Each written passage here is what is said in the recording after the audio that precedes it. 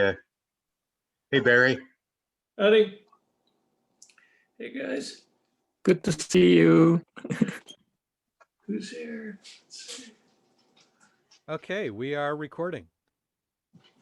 Okay, welcome to our meeting for the 3D Club of Southern California, LA 3D Club.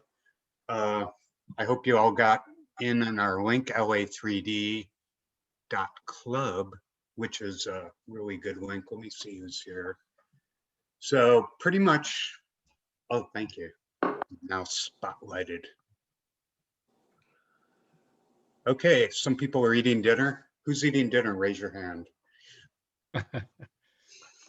Okay, pretty much the meeting today is going to consist of, I think Bob Fumarak's going to be on first, talking about his new DVD offerings. Then we'll have our club competition. David Kuntz will be doing that one. Then after that, we will have David Starkman and Susan Pinsky will be talking about some things in our club archive. And then after that, we'll have show and tell. So show and tell, we want you to show us your 3D items. Eric, can you introduce Bob? Yeah. Here, let me switch the Great. spotlight. Take over the spotlight, please. And I'm going to mute myself. So we have a special guest with us here tonight. Let me find him. I'd like to introduce my good friend Bob Furmanek. Hello, Bob. Oh, Bob, you're muted. We need to unmute you. Hold on. There we go. Is that working? There we go. Now we can hear you. Okay, perfect. Okay. I'm entirely new to this whole. This is the first time I've participated in this kind of Zoom meeting. So if there are any technical problems on my end, just holler and tell me what I need to fix on the screen here. But if you can hear me, I guess we can hear you. We can see you. I think we're in good shape. So awesome. For those of you who don't know Bob, Bob founded the 3D Film Archive and specializes in saving and restoring classic 3D movies and making them available to us on Blu-ray. So we actually owe Bob quite a thank you for making so many of these available. In fact, here, let me do a little screen share here and show you.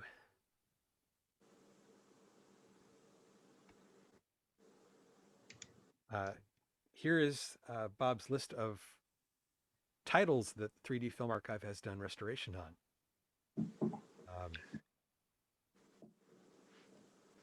Yeah, I think we're up to 21 or 22 now. I've kind of lost track, Wow. Which is crazy because, it took several years to even get anyone interested. I started doing work to save 3D films about 40 years ago when I was in preschool. Well, no, I guess I was maybe junior high, but I kind of realized that if it was up to the copyright holders and studios, that a lot of these things were not going to survive. So, I always appreciated an underdog, and I jumped on the idea of trying to find prints and elements. And when the whole concept of 3D on Blu-ray first became a reality about 2011 or 12, I desperately tried to get someone interested in putting out stuff that we owned. We owned a few features and shorts and things. And it was a classic chicken or egg scenario because nobody wanted to be the first one to take a chance with it. And unfortunately, it was so bad at that time that Paramount was offered Hondo from Gretchen Wayne. She had done a new restoration of it, which was far superior to the one that had been done back in the 90s. But Paramount had gotten so many complaints from the 3D Blu-ray release of Hugo the Scorsese film. And the complaints were because Hugo was shot native 3D and, has a pretty high parallax budget. It's a very deep movie. Well, the early displays couldn't handle that very well. So there was a lot of ghosting or crosstalk. And of course, people not understanding what they were seeing thought the discs were defective. So Paramount had a huge recall issue. And I think because of that, they didn't want to touch Hondo with a 10-foot pole, because Hondo, like Hugo, is a very deep 3D movie. So it took a few years, and it really wasn't until 2015 when Frank Tarzi was with Olive Films, and he took a shot at our first release, which was a movie called Dragonfly Squadron. It probably would not make anyone's top 10 favorite 3D movie list. But what I liked about it was that it had been shot in 3D, but released flat in 1954. So the Blu-ray was its 3D debut, was 60 some years later. So that was kind of cool. And then Frank Tarzi moved from Olive Films to Kino Lorber. And Kino was based in New York. I'm in New Jersey. And I went and met with Frank and his boss, Richard Lorber. And I did a little presentation, and I showed him a bunch of clips. And I said, this is what we can do. And much to my delight, after rejection after rejection, Richard Lorber said, I love this idea. And if we can help you get licenses from the studios and get these films released, we'll back you 100%. And he said, I'll never forget this. He said, as long as we break even, I'm happy. If we make money, I'm thrilled. If we lose money, we'll have to talk. But thankfully, because we developed a formula for keeping budgets really small and microscopic, we haven't lost money yet. So we keep going. That's great. And then you've also done 2 collections of 3D rarities. How did those come about? Well, the first one, it was basically all the material, non-feature related material that I had begun to save back in the early 80s. I moved to Los Angeles in 1984 to work for Jerry Lewis. And one of my responsibilities for Mr. Lewis was going into these old labs and vaults and film exchanges and things and looking for stuff. He had a wealth of material. He had a whole warehouse full of material in Hollywood, but he didn't have everything. He had done a lot in his career. So I was going to these storage units and things looking for his stuff. And he gave me his okay and said, look, if you're in there and you want to look for 3D too, be my guest. And thankfully, I found a lot of good material, camera negatives, fine grains, prints, things that were marked for destruction. For instance, on the 3D rarities, we have the prologue to Born a Devil with Lloyd Nolan and Beanie and Cecil. And the master camera negative was in a vault that was basically orphaned films that would have been junked or destroyed. So I was able to save that. And so many things. Doomtown, the atomic bomb short from 1953, that would have been junked. So it was a combination of being in the right place at the right time, having the idea that these things needed to be saved, and being very lucky on top of it. So that combination all came together, and was really what made up the first 3D rarities release. That was 2015, I believe. And even that one, I had so many rejections, including Criterion. They looked at a screener of the material that we'd sent out, and they not only rejected it, they sent me a letter with it and said, thank you, but the material's really not interesting.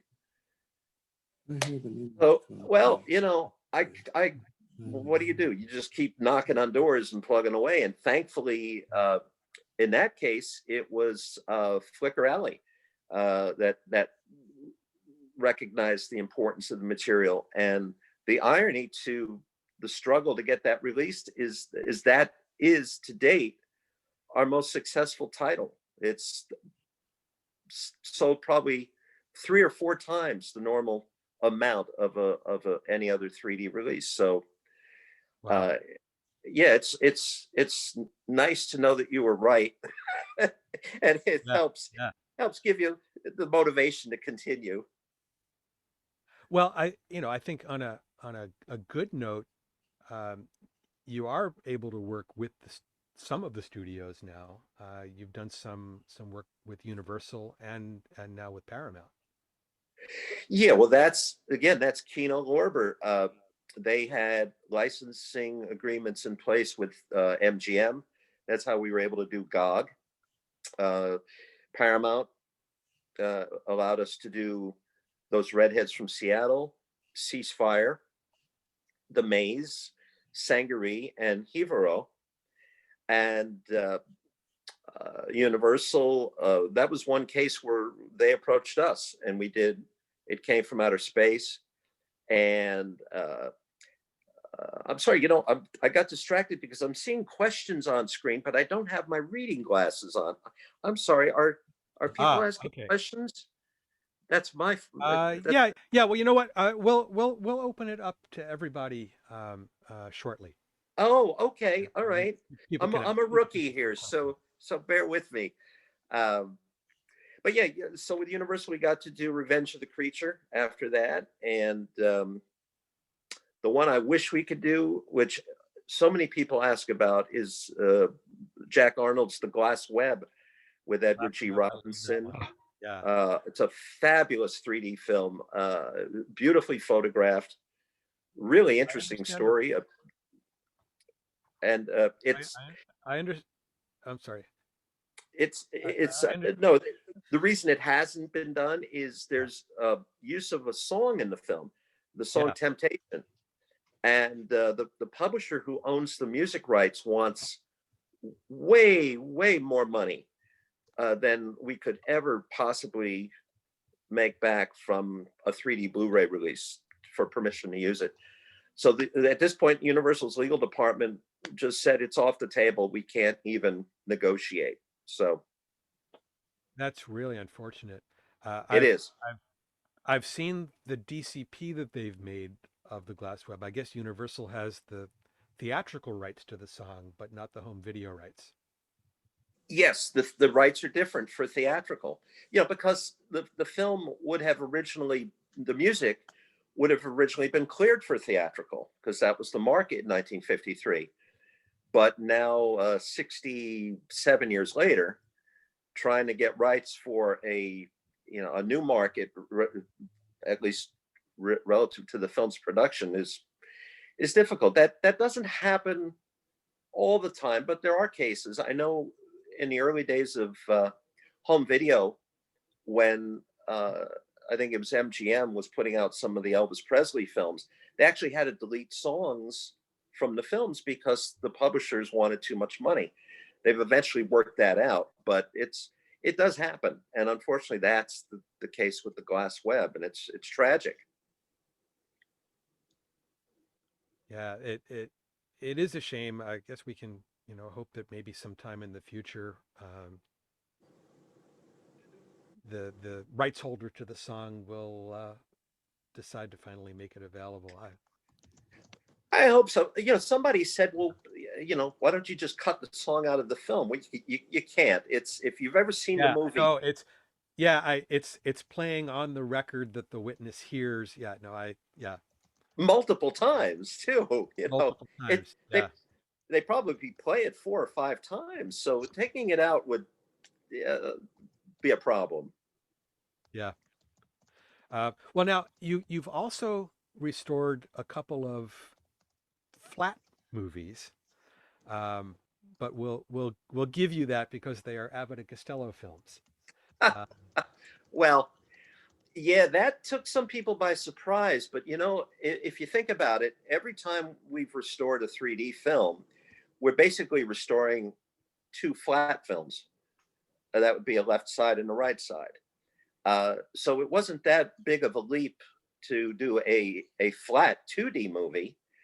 And I had a long relationship with both Africa Screens and the Abbott and Costello Estates. And I knew that the original 35 millimeter nitrate materials had not been properly backed up or preserved. So I approached them with the idea of doing a deluxe Blu-ray and DVD release, go back to the original camera negative where it survives, and really polish the film up and present a version of it that as far as superior to any other copy that's ever been seen. The film's public domain. So if you go on YouTube now, there's easily 100 or more uploads of it, and they're all from a really bad, well, not bad, I wouldn't say bad because I did it, but it was a Laserdisc transfer I did in the late 1980s. And it's, it was fine at the time, but it's standard definition, and it just doesn't capture what's on that original 35 millimeter nitrate. So that gave us a chance to really shine the film up and preserve it properly. And there is a 3D component to it. Yeah, you did include the comic book, right? We put a 3D comic book, the Abbott and Costello from 1953. And we have a limited edition. I think we only did 50 of them. Lenticular covers by a brilliant lenticular artist based in California. I think you might know him, Eric. I think I'm familiar with him. Okay. EK were his initials, I believe. Right. Now, in the last year, the last year, there have been several new campaigns that you've done. I guess began the year with the release of 3D Rarities 2, and then here, let me change this. I'm glad you had that up on the screen So- because it was easy to remember the titles that way. Well, I'm glad you posted it to Facebook. That made my job easy too. Thank you. So these are the most recent restoration projects that you've done campaigns or worked with the studios on, and these are all about to come out. I know I've got my order in for Wings of the Hawk. Yeah, Wings of the Hawk. That was we did that last year. That's another Universal licensed title. Terrific Western directed by Bud Bedecker with Van Heflin and Julia Adams, you'll know from Creature from the Black Lagoon. And a couple of interesting historic aspects to the film. It was the very first movie composed for a widescreen aspect ratio of 1:8:5:1, which is now the standard for widescreen composition. This was the first. And it's also, we've been able to restore the original 3-channel magnetic stereo sound, which has not been heard anywhere since 1953. And in fact, the studio didn't even know they had it.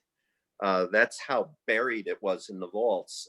But I had a couple of good friends in the studio archive department, and they kept digging, and we saw some things on the inventory that looked kind of suspicious in terms of their designation. And it turned out to be not the original physical magnetic track, because that deteriorated about 30 some years ago.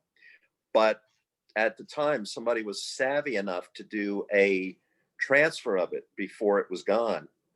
And it was a little rough in spots. Reel 5 especially needed a lot of restoration, but it's an incredibly rich, dynamic stereo track. And it's even more interesting technically because it was recorded on set with multiple microphones. Uh, Hmm. they had 3 microphones going for each take, so they were getting the left, center, and right dialogue. Not all the early stereo films had that. Many of them were recorded mono and then dubbed into stereo in post, but this was done stereo on set, and the music is 3-channel. And I won't give anything away, but the last reel of the film has a series of explosions on the Universal backlot. And Bud Bedecker, the director, was not happy with the studio, and he used a lot more dynamite than he was supposed to.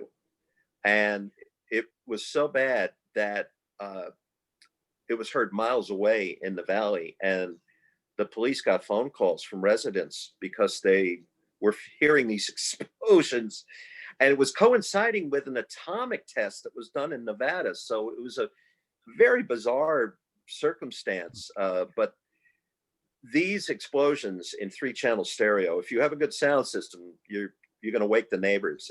It's really, really impressive. Wow. And now you sent me an image showing what the film transfer looked like before you were able to do anything to it. Let me bring that up here. It's not pretty. You had to start with, huh? Not pretty.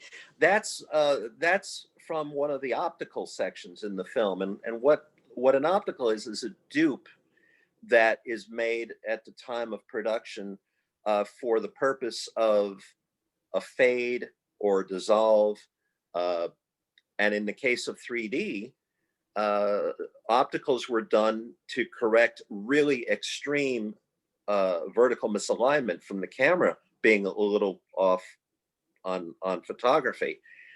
And there's a lot of opticals in Wings of the Hawk. And sometimes if some of you have done work in Photoshop, you know that when color's gone, it's a real challenge to bring it back. And we had quite an uphill fight on Wings of the Hawk. I wish I could show you the after.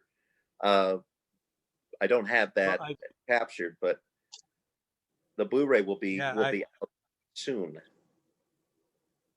I don't have this scene, but I do have a clip that Greg Kintz sent me. We should give Greg a big shout out. He wasn't able to join us here in the meeting tonight, but Greg is the masterful technician who makes these films look as good as they do. Greg is a genius. I mean, nothing that we've done would have happened if it hadn't been for Greg and his ability. He's an amazing technician because every film has new challenges, and just when you think you've seen it all, you find something new to overcome. And Greg just fixes and finds digital fixes for everything. I don't know how he does it. He's an amazing, amazing man. Well, in just a minute, I'll bring that clip up. But while we're still here on the most recent projects, I want to know more about Dynasty and Revenge of the Shogun Women. I haven't seen either of them. Well, they've both, well, we're finishing Dynasty right now, actually this week. It's been a bear. You name it, it had it in terms of problems. Right out of the gate, we were saddled with really poor surviving elements. The negative doesn't survive. The US negative doesn't survive. We had to work from release prints on at least 3 of the 5 reels. And they were faded and worn and scratched. And that in and of itself was an enormous challenge to repair all that. And we've had to, really pull some rabbits out of the hat digitally. And I have to give a shout out to Jack Theakston and Scott Jondro, who have developed really advanced AI techniques to eliminate scratches and things like that are baked in on this print. The film itself was shot in 1976, I believe. It was released in 77. and it's a very aggressive 3D film. And I think the kindest way I could put it is they basically ignored all the rules of stereo cinematography. And some people may like that a lot because it's really in your face. There's some that maybe are more sensitive to it that will have to watch the film in small doses. But I can tell you, I saw it when it came out in New York City at the Rivoli Theater on Times Square. And it was an enormous crowd pleaser. If you think about it, at that time, there weren't many mainstream 3D movies coming out at all. So this thing with off-screen effects every 2 minutes or so really made an impression, and the audiences went crazy for it. And it was a definite challenge to restore it and fix a lot of misalignment and everything. And it's not perfect, but I think it's better than anyone has ever seen it before. And then Revenge of the Shogun Women. Yeah, that was shot at the same recall time. hearing about that one with a different title though. 13 Nuns 13 Nuns. Okay. was the title. Yeah, that was shot. They were shot back to back, and we're starting on Shogun Women next. Thankfully, the material's in much better condition, so I don't anticipate the kind of challenges that we've had with Dynasty. But it's more of the same. It's a lot of very over the top, aggressive 3D. It's a little more adult than Dynasty. Dynasty is R-rated, but for kind of a cartoonish kung fu violence. Shogun Women's a little more brutal, so it may not be as family friendly. But there's definitely an audience and market for it, and we're happy to get these released. And another thing we're doing with these, which we have never done before, we're doing them in a compatible 3D format, meaning that the Blu-ray will have both discrete Blu-ray 3D for those with the system, but we'll also have anaglyphic, so that you could watch it on any monitor, any display, any projection system. And again, Greg Kintz has developed a new technique for anaglyphic 3D that retains a lot of the color and has excellent cancellation properties. So I think people that will want to watch it in that format will be pretty impressed with how good it looks. That's great. So I guess what I'll do now, why don't we take a look at the clip from Wings of the Hawk. Now I'm going to play it back here as a red cyan anaglyph so that everyone at home everyone who's watching on Zoom can watch it. But when this comes out on Blu-ray, it'll be full Blu-ray 3D compatible with every 3D TV. So let me just stop this screen share and switch over the video clip. Right. I'm already on. Oh, okay.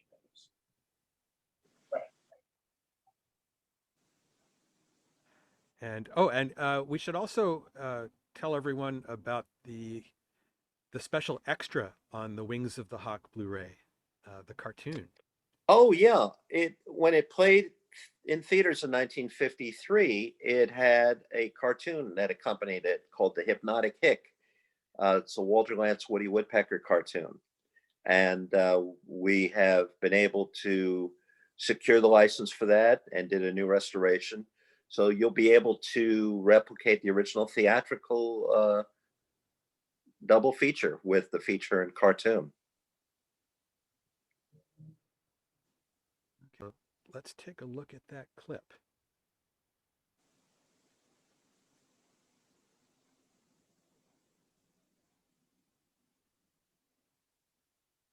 Okay, can you see it a black screen right now? Yes. Okay, good. I'm gonna hit play, and hopefully this will all work.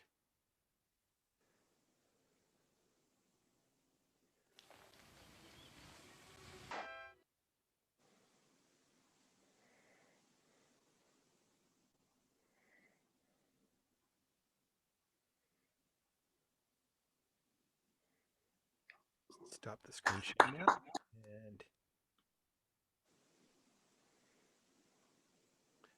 And okay, we're back. Well, I can't wait for the Blu-ray to arrive in my mailbox. I think we're only less than 2 weeks away from its release. Yeah, I think it's the first week in February. I know that review copies have gone out because those are starting to hit. So yeah, I think people are going to really enjoy it. It's a good solid film. Works well in as a flat movie, but the 3D, of course, really brings it to life. And it's one that most people have not, unless you saw it 67 years ago, or at the 3D Expo, a new print was struck in 2006. I think it played that year in 2013. It hasn't been shown, so we're very happy to bring that one back. Yeah, it's really great that all of this material is getting new exposure. And to that end, I know you've also for several of these Blu-rays, you've been commissioning slideshows of vintage slides. I understand Eric Drysdale has put something together for an upcoming release. Yes, Dynasty is going to have not one but two slide presentations from Eric. He's done an incredible job of putting them together. One is focusing on the use of stereo photography in marketing and merchandising in the 1950s. And the second is a tour through a 1950s department store in stereo, which is wonderful. It's such a great time capsule. So yeah, we're trying to do extra bonus content on 3D Rarities too. We had two slideshows, one from Suzanne Lloyd of Harold Lloyd's photography, and another from Hilary Hess, also focusing on mid-century stereo images. So yeah, we try. It's a little bit of a challenge because when you're working with tiny budgets and you want to put all that into trying to make the film look the very best you can, there's not usually much money left over for bonus features. But if we've got a little extra and we're able to add something to the release to make it a little more interesting and diverse, we'll certainly do that. That's great. And now I know you can't say too much about upcoming projects that haven't been announced yet, but just for those of us who have been collecting everything that 3D Film Archive works on, how many projects do you have already in the pipeline coming up? Oh boy, I should have been prepared to answer this. Right, as of right now, there's about 1, 2, 3. There's about 4 3D features locked in, with another 3 or 4 pending. So yeah, there's a lot of 3D coming. Don't retire your glasses just yet. We've got enough for the next couple of years, and who knows, opportunities are still coming up. Doors that I thought were closed are slowly opening, which is very nice. I wish the display manufacturers hadn't dropped the ball and limited support of the format. That's made it a little challenging. Numbers are down a little bit from even just a few years ago. But again, we're able to keep the costs pretty low. So as long as we're breaking even, we'll keep going. Well, why don't I open this up, unspotlight myself, and if anyone else has a question for Bob, what you can do is let's see, do we have the hand available in this one? I guess not. So But what about getting a giant lenticular billboard, and as you drive back past it, it's such that you're that far away that the lenticular would work, and then seemingly moves with you as you go by, and it's an advertising for your stuff, a one-time shot, and then it stirs up the idea of 3D. Well, that's an interesting idea. Where would we put the billboard? Who knows? Replace the old Bullwinkle play thing on Sunsetters. I don't know. I don't know. I mean, that's a wonderful idea, but I'm afraid it would probably be out of our budget to do something Yeah. like that. No.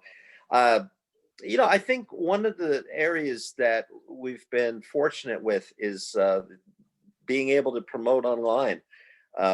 Facebook, like it or not, has been for us a good way to get the word out. And the best part is it doesn't cost anything.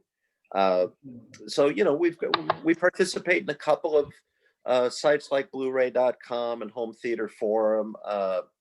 Not as much as I used to, because quite honestly, we're kind of swamped at the moment. So there's not a lot of free time. Somebody wrote me a couple days ago, and they wanted to know when the Wings of the Hawk article was going to go on our website. And I had to tell them there won't be a Wings of the Hawk article, because the articles are a lot of work, a lot of research, and it could take weeks to put them together. And I just don't have that time. Even the last bunch of articles we did, other people had written them, but even then there's a lot of extra work involved with getting the images, finding the material, cleaning it up. It's just, you know, we just don't have those opportunities, but word of mouth is still pretty good. We've been able to establish a nice solid core group of people that are supporting what we're doing, and it's working out pretty well. And, You know, I'm really glad you did the Korean War one, which I saw as a kid when it first came out, and was very glad to see that one again. I forget what it was called, the Korean War documentary. And Yes, when ceasefire. is the next one coming out? When is Wings of the Hawk coming out? 'Cause that is really good 3D. Wings of the Hawk will be out in about 2 weeks, and Oh, the next okay. week after that will be Dynasty, and that's April, possibly May now, because we're running into some delays on the final aspect of the mastering on that. Following that, we've got a title for the fall, which I can't announce yet, another one for later in the year. So there's at least 2 more 3Ds coming out in 2021. Good. Glad to hear it. Thank you.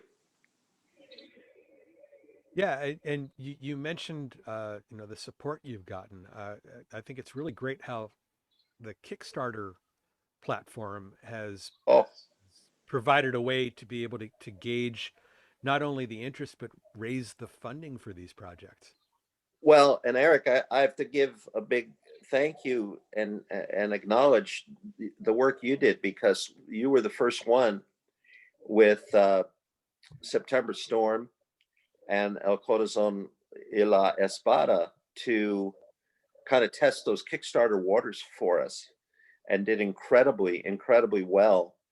And I've done now Jack and the Beanstalk, Africa Screams, which are the 2 Flat Abbott and Costello movies, and Dynasty, and they've all done really well. I mean, that is mind-boggling that you can go to the public and you know, hope maybe to raise about $8,500, and you wind up bringing in, you know, 3 or 4 times that.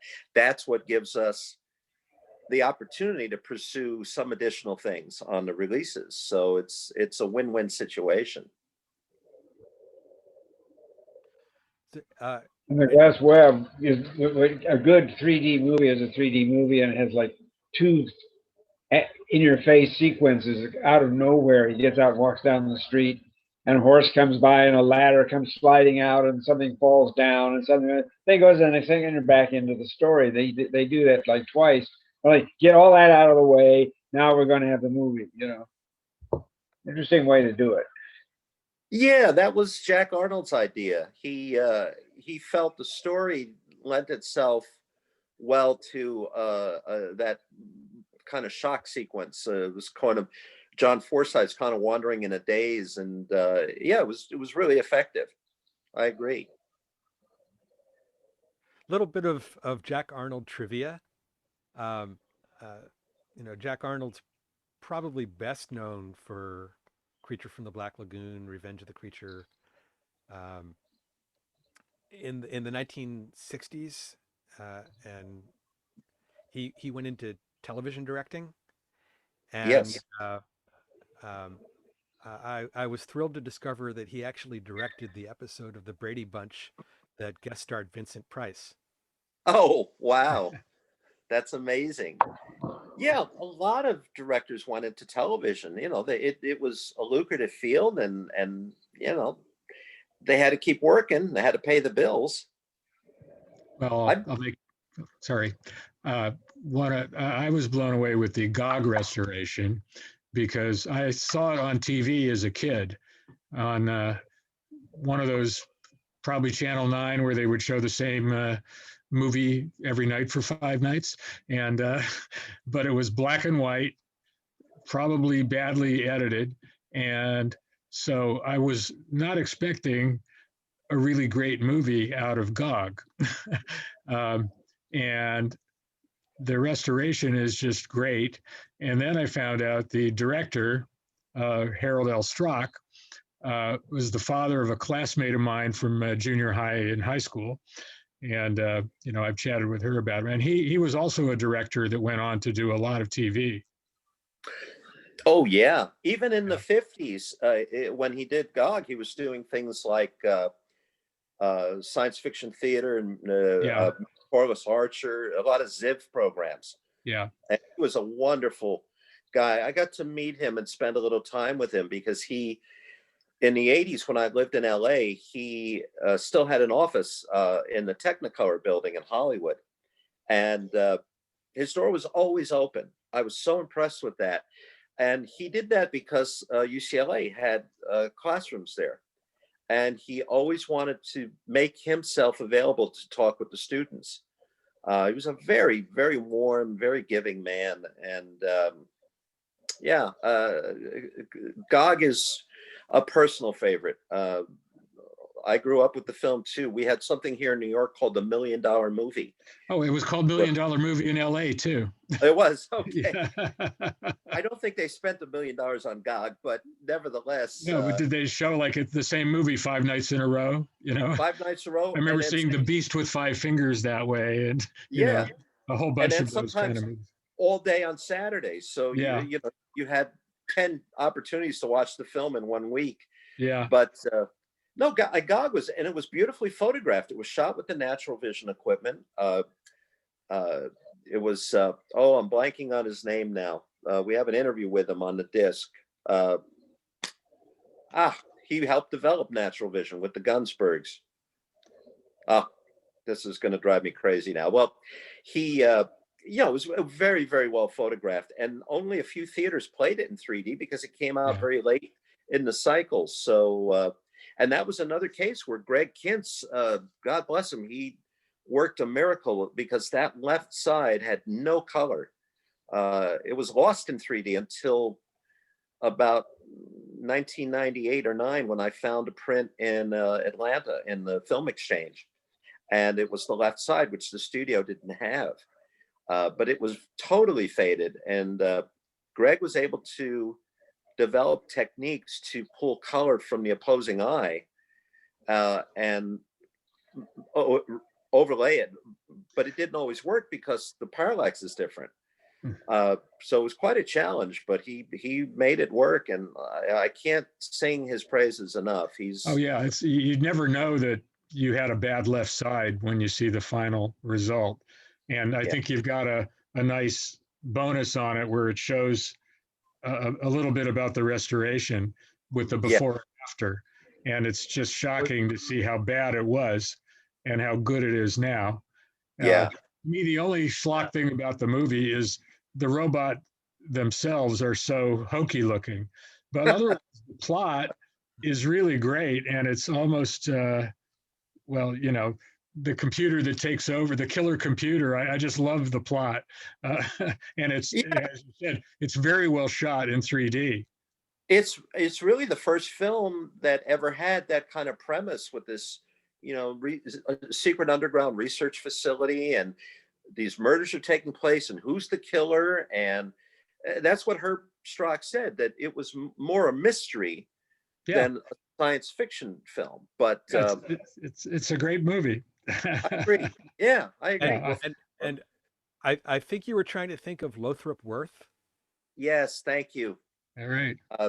Yeah, that we had a wonderful interview with him that gentleman named Mike Hyatt had done with Lothrop, was at the motion picture home, and great stories, and really an unsung hero in the world of 3D cameras and cinematography.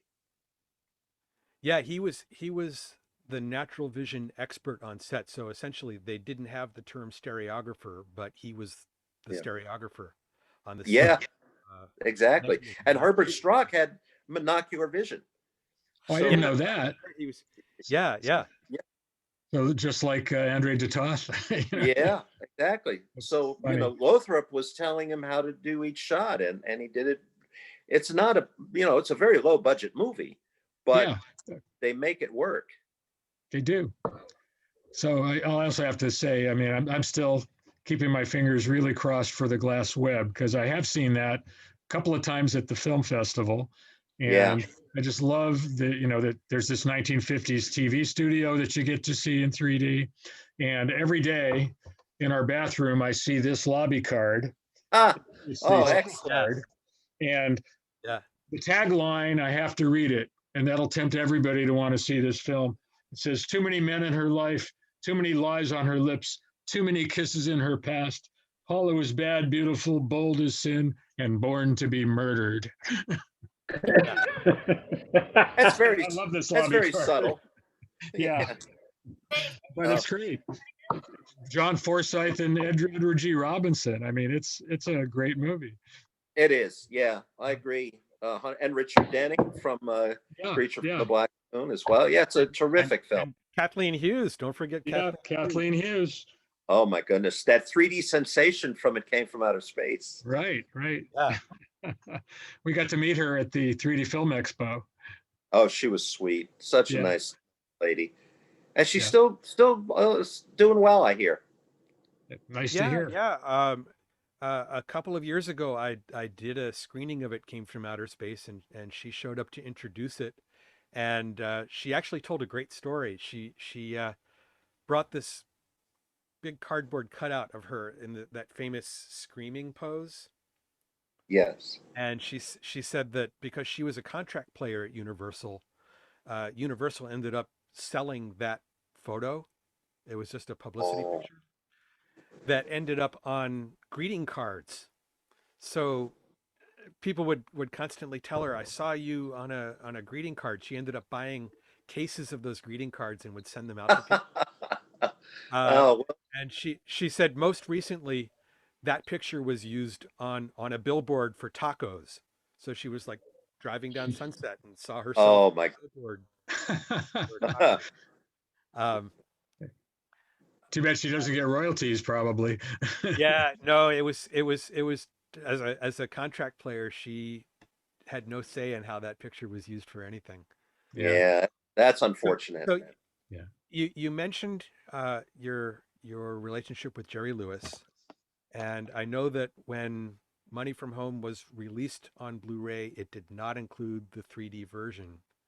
Is there any chance we'll ever get that in 3D? That was such a heartbreak. It's a long story, and I won't go into it. It's not very pleasant, but the bottom line was I had given the go-ahead to do it by the head of Olive Films, and I had everybody on board. We had even a smaller budget than normal for that, but I had Jerry Lewis, the UCLA Archive, Paramount. Everybody was, because Jerry was going to be involved. They were working for next to nothing to make it happen. And at the 11th hour, Olive pulled the plug. And it was very heartbreaking. So they had the license for, I think, 5 years. And now it's back at Paramount. And we are approaching them. I'm good friends with some members of the Lewis family. And they have some very high connections at the studio because their dad's films have done really, really well for Paramount. So there's going to be some discussion about it. It's going to be an uphill fight because Paramount Home Video is not pro 3D at all. But we're going to try to sell it more as a preservation project than something that you make money from, you know, and hopefully that will do the trick. It's a beautifully photographed 3D film, and it was also shot in 3-strip Technicolor. So that really makes it visually very stunning. On a archival standpoint, it makes it really expensive because you've got YCM, yellow cyan, and magenta left eye, and yellow cyan, magenta right eye. So there's 6 strips of film you would have to scan for every scene in the film. So that's a lot of money. There are ways we can cut some corners, but no matter how you look at it, it's going to be a pricey restoration. I've got one of those wonderful Harvey Prever lenticulars of Yeah. Jerry and Dean with all the money. Yeah, they shot 2 with them. There's also one of them sitting on a horse where Jerry's got his riding outfit. And Okay. yeah, Yeah, they we have both of them. yeah. That was a great thing when, I don't know his name, but somebody that worked for him started reprinting those in the 80s. He used to get them at a It place was on Harvey Melrose. Prever. It was they were originally shot by Paul Hesse, Yes. but Harvey Prever was his assistant. Ah, And when I say assistant, I have a feeling he was really the main 3D guy. But whatever, when Paul Hesse died, Harvey Prever had all the equipment, the cameras, the original negs, and he was able to redo them. We, in our company, Real 3D, we bought like a whole bunch of almost every single one he could make, thinking they would really sell well. But unfortunately, at that time in the 80s, because of the costs involved, et cetera, they were about $100 each, or $125, and they just didn't sell as well as we'd hoped. I remember that. Yeah, there was a place on Melrose, I think, called Off the Wall Antiques. Yeah, they sold them too, and there was a little problem there too. But anyway, what does anyone know what happened to all those chromes? Because I had heard they were his daughter, Harvey's daughter. Yes, I've actually seen them. I've been to her house. She has them in a proper climate controlled storage room. Really? Are there more than just the ones they reprinted? Well, she's got all of Harvey's glass originals. So, in fact, at the studio, you could come in off the street and hire them to do a lenticular portrait for you and your family. So she has a whole stack of all of the glass originals. They're amazing. Wow. At the time we discovered about them in the early 1980s, the main business Harvey was making money with was these religious praying hands and Jesus with the glowing halo head. And he had a bunch of Latino door-to-door salesmen, almost like the old Bible salesman, that would go around showing them and selling them. And that was his main source of income at that time, were these religious lenticulars. Wow. Yeah. I know that Bud Abbott Jr. told me his dad had a color lenticular portrait taken. that I never saw resurface. I don't know if the original was gone or someone told me that they were all in a warehouse in downtown LA and it was in a kind of rough part of town. And That's where his studio was. It was sort of near where the convention center is now, a number of blocks away, and it was just like a warehouse and not a great neighborhood. We got a lenticular portrait of me and Susan shot there. Wow. Which was a real thrill. I bet. Yeah. So Yeah. You saw the camera they used? Well, the camera used for the portrait, there were two basic, they're all Bonnet cameras from Maurice Bonnet in Paris. If you have the Paris in 3D book, there's a great chapter all about Bonnet and his technique. And this goes back to, like the late 1940s. They were doing the best quality lenticulars that even today you can't surpass them. But Harvey had gotten these from Paris. And the key was he also got master, whatever you call them, matrices, whatever, to make the lenticular screens, which were a thin sheet of plastic that was then laminated to glass to create the space needed for the pitch that they were using. And it was like a 4-ton press or something that these screens were stamped out in. And so Harvey made the screens and laminated them and all in that studio. Oh, so the two cameras, one was huge. It was a 11x14 camera that moved through a 4-foot arc. So the subjects had to stay perfectly still for probably at least 10 seconds and maybe longer during them. And the one where they used it, a couple of them, you can see a slight movement. And the one for Gorilla Large, they did on purpose where she sort of screams. Yeah. And the other camera, which if you've seen the John Wayne with the cigarette smoke, and that's the portrait camera, that's instantaneous. And that was 8x10 size.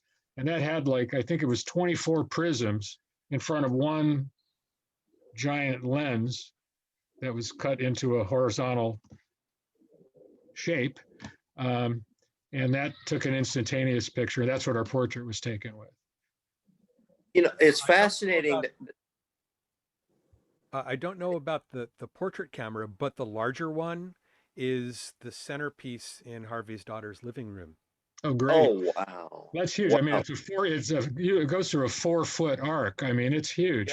Yeah, David it's very large. David Berger bought one of the portrait cameras, and that's how we got our picture taken, is when he was in the process, came to LA from London to buy it, and he wanted to take some test photos, and he called us up and said, "You want to be in the test photos?" So we said, "You bet." We went down there, and that's how it happened. But then he had it shipped over to London, and he still got it. If anybody wants to buy it, I think he's willing to sell it. Wow. Well, That's wild because I I gave Jerry Lewis the two lenticulars that he and Dean Martin are in. And I had asked him at the time if he remembered, and he paused for a moment, and you could see him going back in his mind 30 some years. And he described exactly what you were saying. He said they had to sit very perfectly still, and there was a camera on a mount that would move and take a series of photographs. Is that pretty accurate? That's it. Yeah, the camera, it was on a curved 4-foot arc, and the camera would move from one end to the other, and unless you wanted to have anomalies, the subject had to stay still. Wow. If you've seen the one that's on purpose is the one I mentioned, Gorilla Large, and the other one where you can see it is in Kiss Me Kate, where Katherine Grayson, the corner of her mouth just goes just a little bit. Uh-huh. How many pictures are actually taken for each master? Well, the thing with that camera, the portrait camera, it's like 24.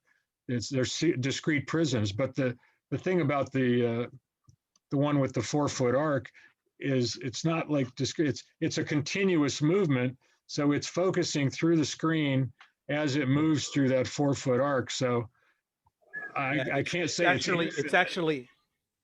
it's interlacing the images as it's taking them. Yeah, so Wow. I don't know if you can say that it's a particular number of images. How would you describe it, Eric? Yeah, I don't know. I don't know that you would call it a particular number because again, it's Yeah, actually creating the multi-sliced image as yeah. the camera moves across. But it's the most, deep and rounded lenticulars that you'll ever see. Yeah. They're just great. Yeah, yeah, because the lenses actually are shooting both sides of your head eventually. Yeah. So as your head, yeah, you don't have that 3D thing where it always just looks at you. You actually get a sense of coming around it. Don't you think the lines per inch of the material, of the lenticular material there must be a shutter or something. It takes as many images as lines per inch. That makes sense. I don't remember what the pitch is for the one Harvey was using, but it looks relatively fine, and there's some thickness to it because it's laminated to a piece of glass, and then he would laminate the picture itself, the 8x10 or 11x14 transparency to the other side of the glass. And believe it or not, Well, he used white glue. well, I know it's getting late in New Jersey Yeah. where Bob is, so I don't want to keep him up too late. Any last questions? Anyone else have a question? Yes, Valerie. Yeah. Yes, Bob, I wanted to say thank you so much for restoring the Woody Woodpecker animated short.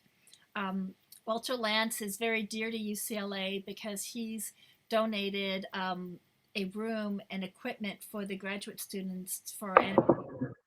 And that's actually the room I teach out of. So the Walter Lantz estate has been very generous to us. So they're going to be very excited to hear that they'll have a 3D animated cartoon that they can watch. I teach the computer animation class, but I always spend one night showing 3D. And I bring in all my viewers, and we just have a great time. So I'm really looking forward to showing that to them. Oh, that's fabulous. Thank you so much. It was a nice opportunity to kind of get that out of the vaults and seen again. And I was always curious if Lantz had considered doing any other 3D cartoons, but unfortunately, we found some interviews with him at the time of the production, and he said it was a very costly endeavor to produce that in 3D. And unfortunately, by the time it was finished and Wings of the Hawk was released in theaters in, I think it was August or September of 1953, 3D movies were already declining very rapidly at the box office. So there was never any opportunity to do another one. So it's his one and only work in stereo animation. So I'm very happy and so thrilled that you'll be sharing that. Thank you. Absolutely, thank you. And along that note, I really do love bonus materials on DVDs. And when you have your fundraisers, if there's an opportunity to kick an extra to go towards that, like maybe restoring another animated short or another short or other information that you maybe haven't budgeted, I know that I would definitely chip an extra for that. Yeah, I thank you. We've done that. When we launched the campaign, we have a certain goal in mind to do the feature. And then those are usually stretch goals that we'll add to it.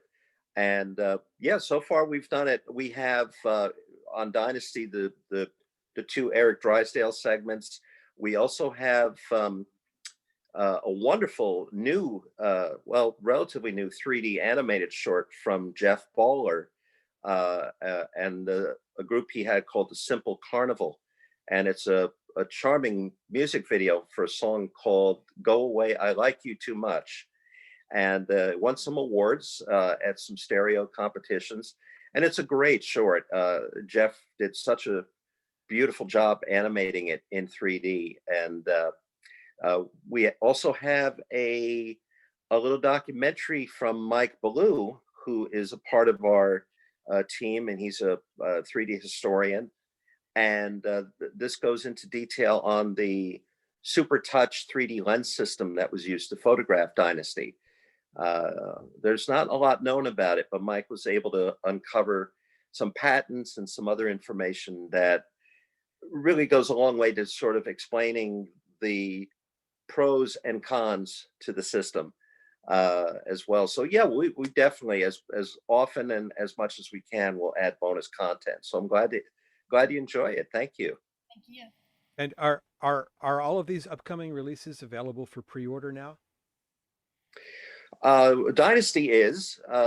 It's too early for Shogun Women. That will be later this year.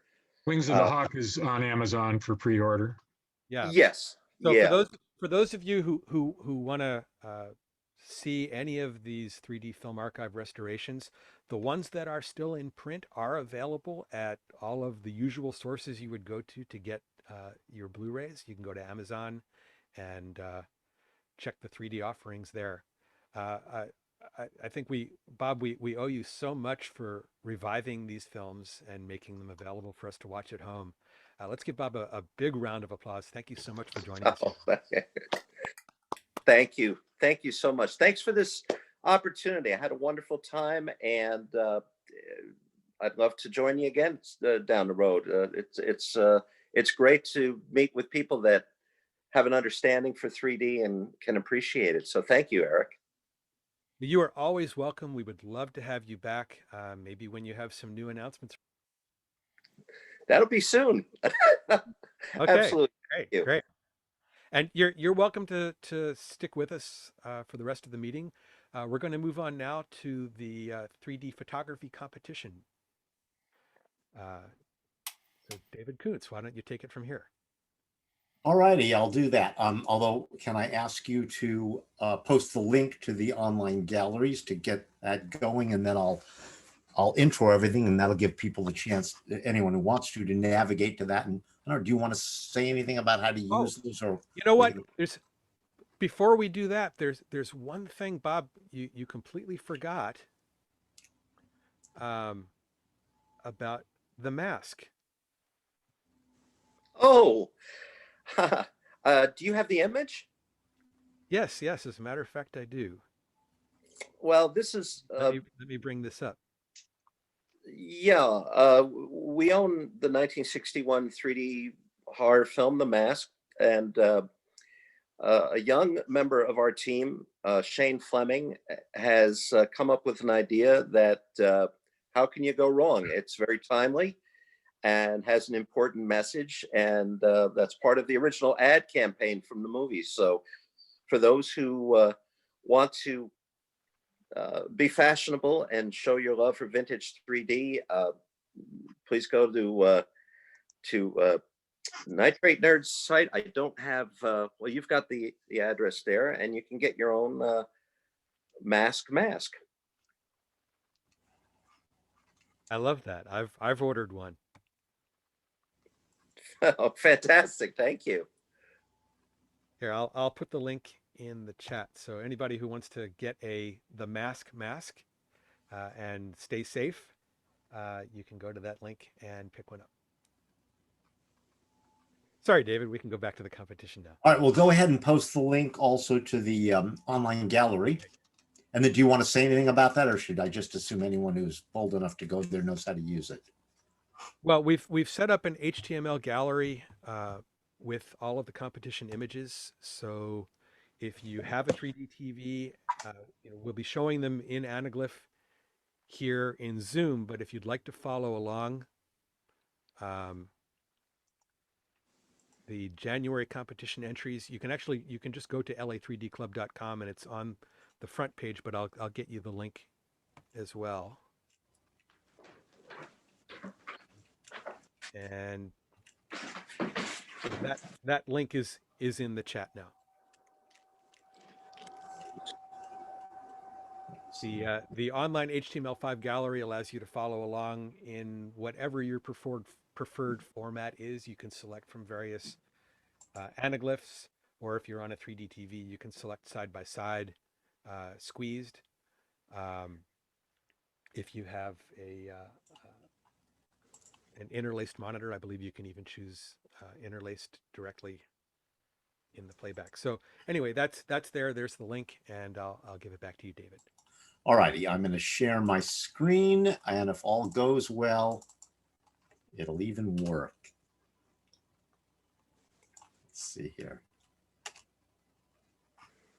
Okay. Oh, you know what? The one thing I didn't think to do is I didn't set up my laptop so that I can see what you guys are seeing. I forgot about that because sometimes there's a bit of a lag between when I see something, when I present it, and when it actually shows up. So sorry about that. We'll just have to fake it. All righty. This is obviously in red cyan anaglyphs, so you can put on your glasses if you want to see it, although the background on this doesn't work terribly well, but most of the rest of them do. So welcome to our third competition of our club year for January. Tonight we had 11 participants enter into the standard category and one brave individual enter into the modified. And by that, I mean, we have three possible categories of entry. Standard are pretty much images photographed with a camera. We don't have any computer generated images tonight, but we do have, as I said, one modified 2D to 3D conversion entrant tonight. We have two groups, but again, tonight we only have the A group. No one entered into the B group. And our scoring scale is from 5 through 9. I think it's relatively self-explanatory from what I'm showing you here, hopefully. Oh, and I didn't say it, but our three judges tonight were our own Carl Wilson, who is located in Missouri. The one great thing about the pandemic is that I can have judges from anywhere in the world. They don't have to be in Los Angeles. And I've taken tremendous advantage of that. Our second judge is from New York. It's Carlton Bright, who is a very interesting and innovative photographer. And our final judge is Mark Brennan from Australia. He is literally the winningest 3D photographer in the world in terms of PSA exhibitions. He, at least last year and possibly several years before that in a row, has won more acceptances and probably more awards in PSA competitions than anybody else in the known physical universe. So I'm going to show each image. We'll start with the standard category first, and I will read the score, the individual judges' scores and the totals. Of course, these have been judged in advance. But the one thing we're going to judge here live tonight, and every one of you who wishes to will participate, is our theme award. And I'll explain that when we get down to it. But first, we'll see the standard category, and you'll hear the scores, and then we'll see the modified category, and you'll hear the scores for that. So here we go. And if I get out of whack with the synchronization, Merrick or somebody pipe up and let me know, because like I say, I didn't quite have the presence of mind to set up a second computer to monitor my own activities. So is everybody seeing the shell yet? Yes. Okay, good. All right, here we go. 8, 7, 6, 21.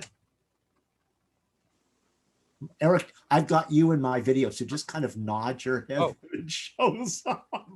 All right, then I'll know. Okay. I assume you're looking at the big donut? Yes, yes, we are. All right, so like I said, from now on, I'll take my cue from you when you nod your head. 8, 8, 6, 22.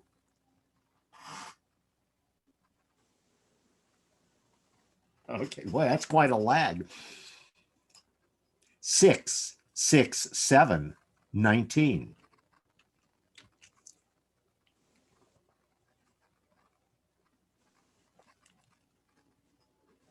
6, 6, 6, 18.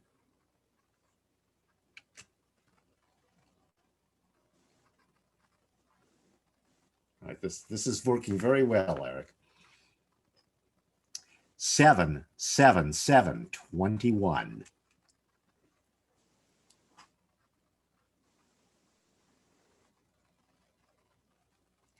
7, 8, 7, 22.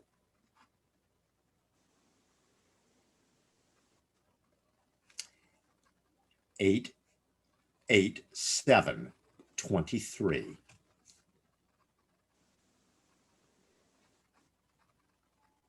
6, 7, 7, 20.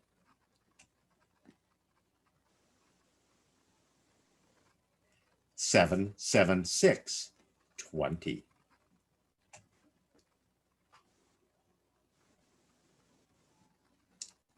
6, 6, 8, 20.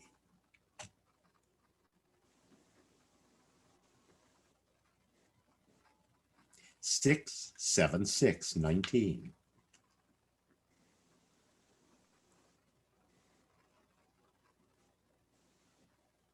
7, 8, 6, 21.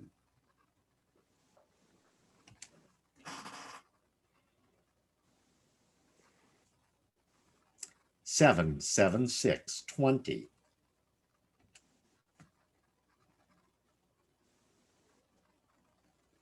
6, 6, 7, 19. Oh, I forgot to tell you one important thing at the very beginning of this, and that is we have a couple of nude images. I forgot to tell you I would be giving you a trigger warning so you can avert your eyes if such a thing offends you or otherwise causes you some sort of emotional harm.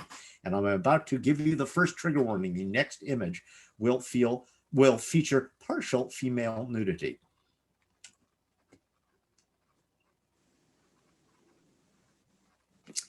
Eight, 7, 8, 23. Apparently it did not offend the judges.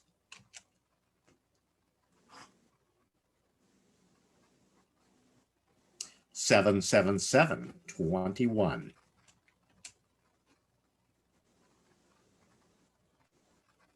7, 9, 6, 22. Did not have a consensus on that one.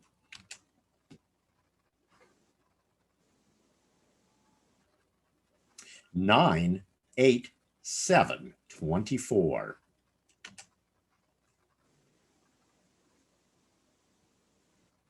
7, 7, 6, 20.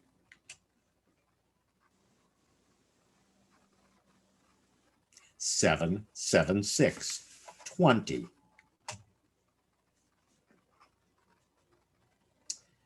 6, 6, 7, 19.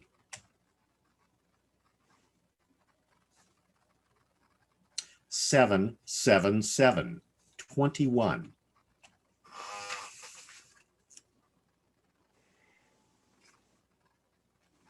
7, 6, 7, 20. 7, 8, 7, 22.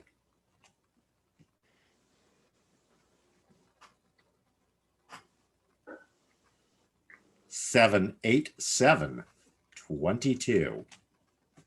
Oh, sorry, guys. Trigger warning. My mistake. I fell asleep at the switch. I can't see my highlighting very well with the anaglyph glasses. 7, 7, 7, 21.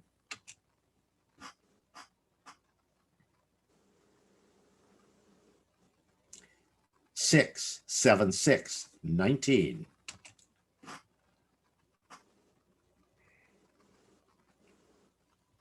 7, 7, 7, 21.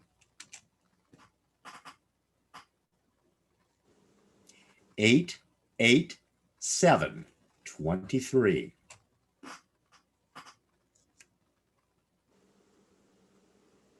7, 7, 6, 20.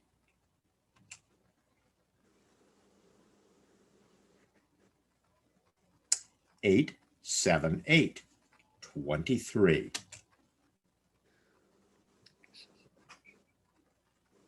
7, 7, 6, 20.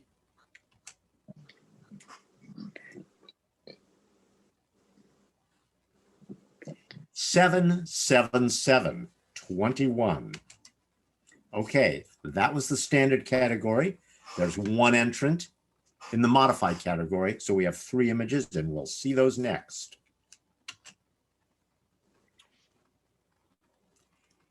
88622.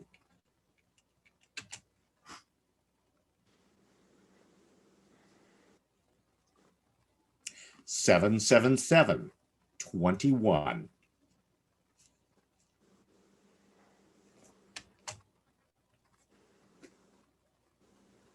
89825. Okay, so now here's how the theme is going to work. First of all, I did not put together a list for those. Okay, so I'll just have to fake that very slightly. Okay, here's what's going to happen. If you look at the bottom of your screen, you should see a menu or somewhere on your screen, and one of the options in that is participants. If you click on that, it will bring up a window somewhere on your screen that should show all the people that are in the meeting. And if we're lucky, at the very bottom of it is a series of controls that say yes, no, go slower, go faster, more, and clear all. Hopefully you all see that. And let me see how to go. Dave? Yes. Yeah, the latest version of Zoom has now moved that into the reactions button down. At the Okay, that's interesting because I was on a thing earlier today and I couldn't find it. Okay, so I have it on that. So where the heck is reactions? It's on the bottom along with share screen and participants. Okay, I don't have it because I must be. I'm on. Windows. Actually, that's different. Well, I'm on Windows on XP. chat. On Yeah. mine, they have both reactions and chat. So All right, so hopefully I'm going to give you all a second to dig that up. And what do I have to do to see everybody? I've forgotten. Could you repeat that about reactions? When I look at it, it's all, like emojis. yeah, Yeah, that's different. you should see a yes, no. No, you need to go to participants, Go to not reactions. It's going to be in one place or the other, depending on what. Well, I have it in both, but it's a But different. you only thing need one that's of in them. So I'm going to reactions. give everybody a second to find it, wherever the heck it is. Because you won't be able to read it if you hit it in reactions. Oh, is that true? Yeah. Then so much for this is the best laid plans of my son. Again, I have a question. I mean, I Yes. have the reactions button with the emojis, but on participants, oh, I see. Yes, no, go slower. Yes. Okay. Right. Found it. All right. Yeah. So here's the way I would like it to work. Whether or not technologically we can pull this off, I don't know, because of course we tested this and I'm testing it with the version that I'm using, and I have no idea what everyone else is using. I'm going to show each one of the I think there's 17 theme entrants. I'm going to show you all of them once, and you are going to sit quietly and view them. Then I'm going to show them again. And hopefully by then you will have formed an opinion of which one you like the most. And when I get to that one, you're going to click the yes. And I'm going to count the number of yeses for each image. That's why you're only going to vote once. And if all goes really well, there'll be a single one that has the most. And if it doesn't go so well, we'll have a runoff between the top, however many way tie there is. So again, I'm going to show you every one of them. And then we're going to go back through them. In fact, I think I'll probably go through them backwards because that'll be more convenient. And again, you will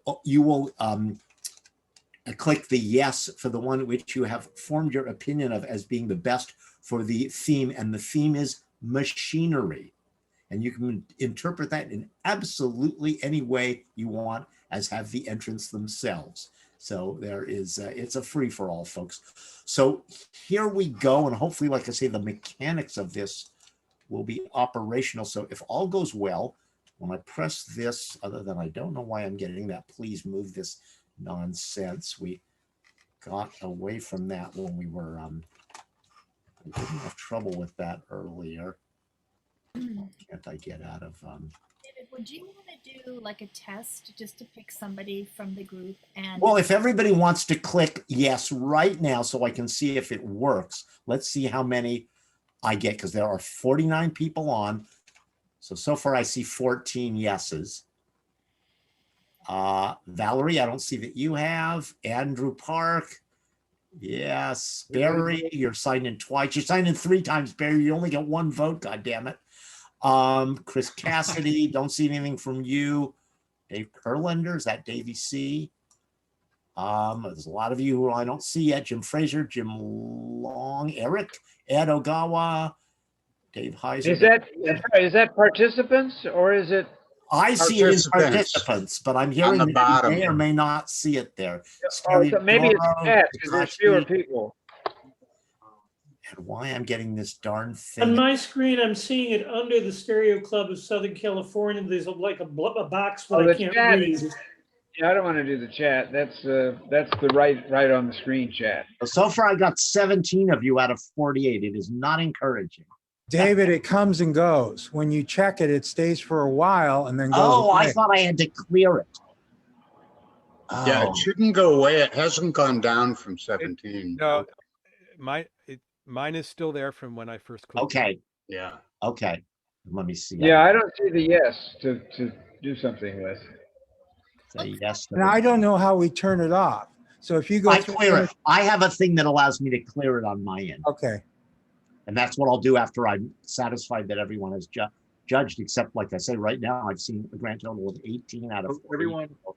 There will the be a people who- small pool of people. who- Well, we got 18. I think that's enough. Hey, that's what I say. By gum, you're right. Yeah, let's just go. Why, the Clear only it all and let's go. I can't understand why I'm getting that damn, please move this screen thing. Please move this a window away. We'll just have to live with it. We made it through the whole thing up to now without it. Okay, so here we go. Am I full screen? There we go. Okay, I'm gonna clear them all. We do not vote on this round. Yeah, okay.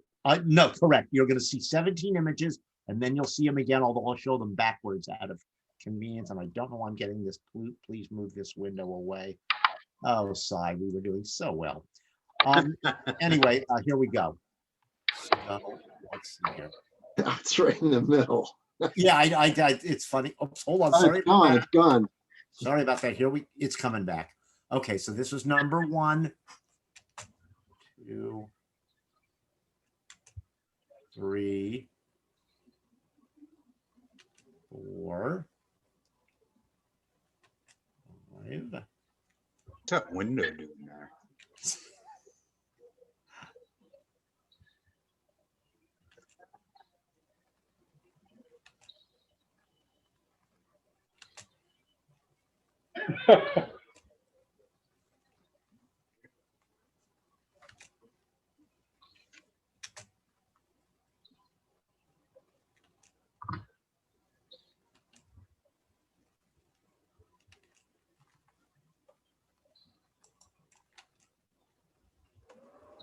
All right, this possibly will be the last one. If this is the logo, it is. Okay, now I'm going to show them backwards because that's the easiest way for me to do it.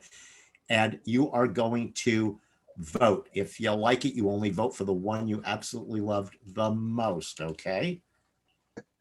All right, and I'm going to write this down if all goes well. I have the presence of mind to do that. All right, you're only getting a second to do it. Okay. Time's up. Clear that, and I'm going to go to the next one. It's a process. It's a learning process.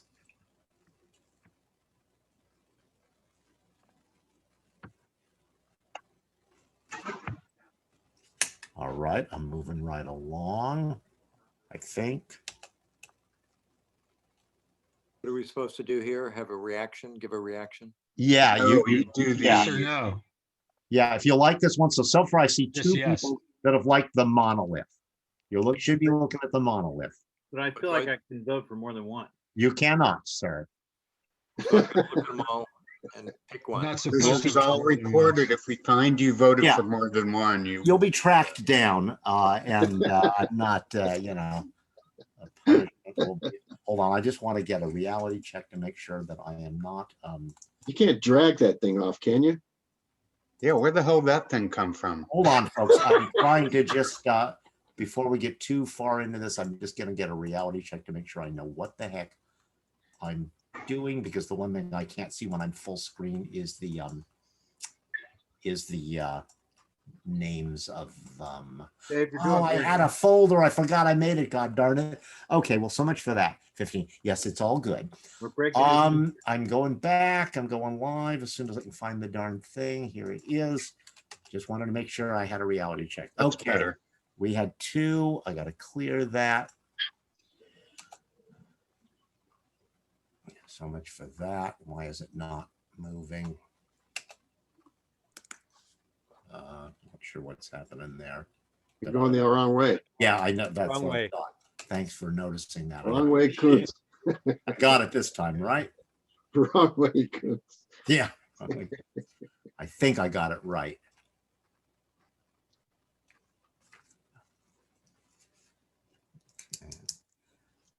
Fortunately, I do not have a photographic memory to note if everybody is. Oh, my problem is, yeah, anyway, let's see.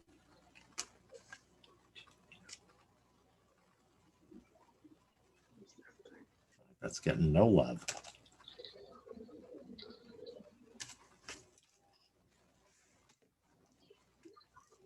We allowed other reactions besides yes? No.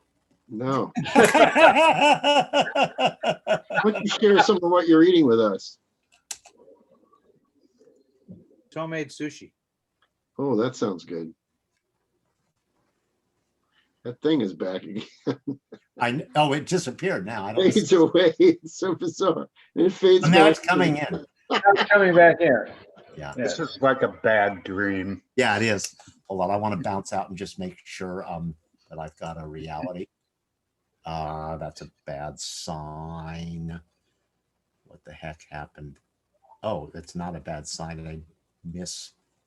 That's a very weird thing. I misnumbered them. Hold on. Hold it. 4, 5, 6, 7, 8, 9, 10. I don't know what the hell is going on there. Control Z. Very, very weird. Hold everything. I don't know what the hell's going on there. Okay, hopefully you guys are all looking at the black and white bicycle. Did everybody Yeah. vote on this one? Yes, yes. All right, this let's say is work in progress. We didn't see this one before, did we? No. That thing. Okay, no clear consensus has come out yet, and you guys are really screwing something. We're going to spend hours having a runoff here. Oops, hold on, I didn't clear that. We didn't see this one before. We saw the other larva one, right? Am I dreaming? Right. I now realize I should have made a set of thumbnails of these so I could reality check it. Okay.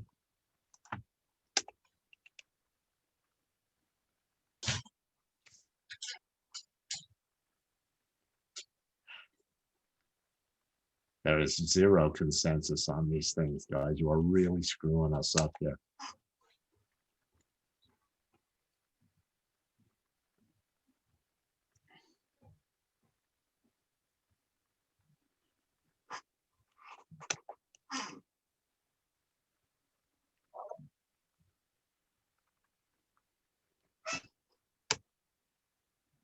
Cool.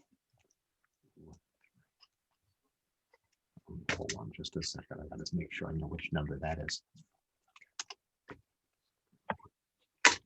Okay.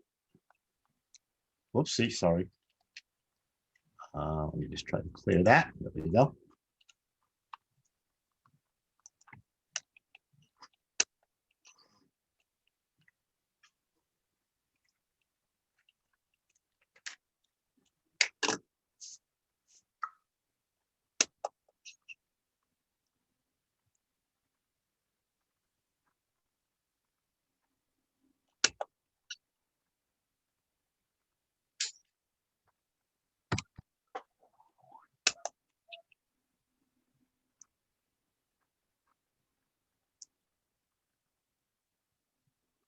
Okay, that should be it. Okay, it looks to me like we have a tie right now. And I'm going to show you the 2 of them that got the most if all goes well. So now you're going to do it again. You're going to, well, I'll show you the 2 and then you'll vote for the one you like the best. This is the first one. Huh. And the second one that got a lot is, where'd she blow?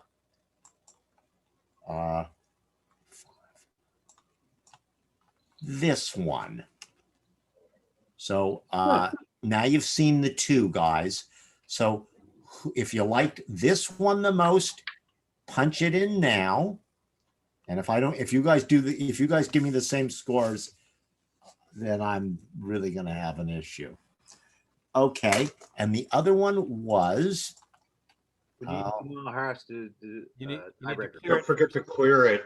okay, I'm glad you said that because I would have. And the other one was this guy. Okay.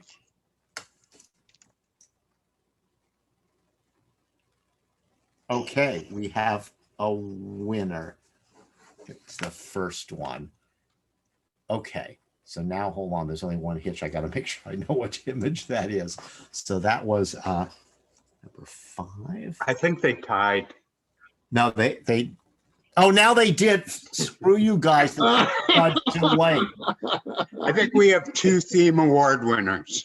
Dare we do that? I've never done such a thing, but I feel like, hey, if you didn't get it in fast, we had a deadline. I'm sorry, but California voting. huh? David, I have a nephew who has a PhD in voting theory. Uh-huh. And he tells me that in these kinds of situations, you always have to vote for at least 2. Well, I didn't vote. So No, I mean, yeah. as a rule, everyone should vote for 2 images instead of just one. Well, that wasn't the rule. We can't change. And not only rules. that, I didn't vote on anything. So I just voted now and swung it. I was the swing vote. And so it's a done deal. And so now all I have to do is figure out which one that is. And I think we need to do weighted voting. How about an electoral college? Why don't we do that? Well, I like the idea of voting on 2 because there were a lot of good images. how do I Hey, stop? while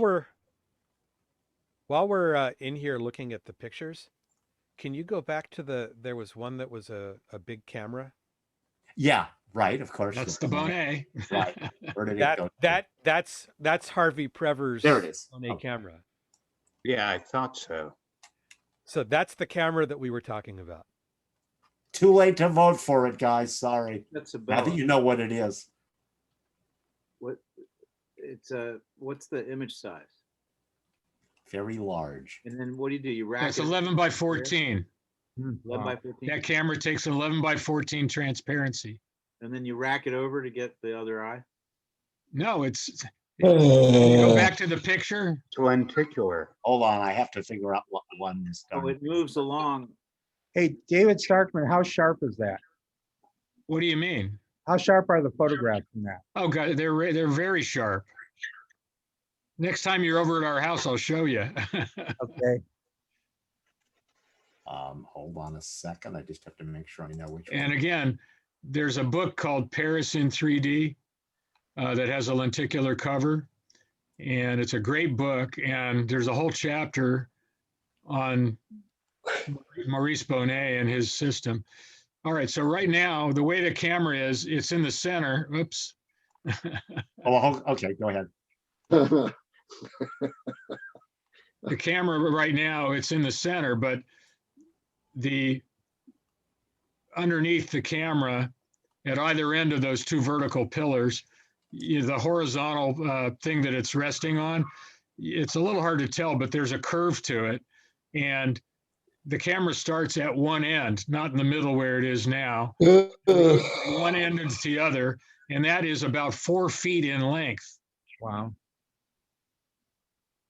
So it slides from one end to the other. And as it does, I think there's like an arm connected to the bottom. So it keeps the lenticular plate is up against the transparency in the holder.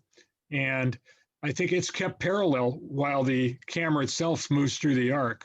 something like that. But anyway, that's the camera. It's huge. All right, here we go. We're going to see our winners. And the first winner is the theme award that we just saw. And it is called The Mill Wheel by Lee Pratt. That's not it. Oh, sorry, you're right. Sorry. How embarrassing. It is this one. There we go. Ooh, now this one's really There's getting. two wheels there.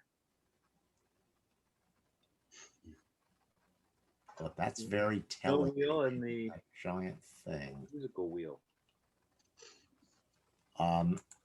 Okay, so here we go. I'm going to load up.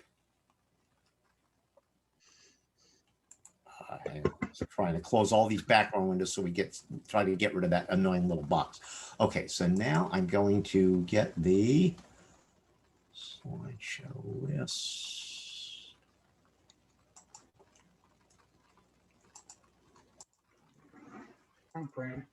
Okay, here we go.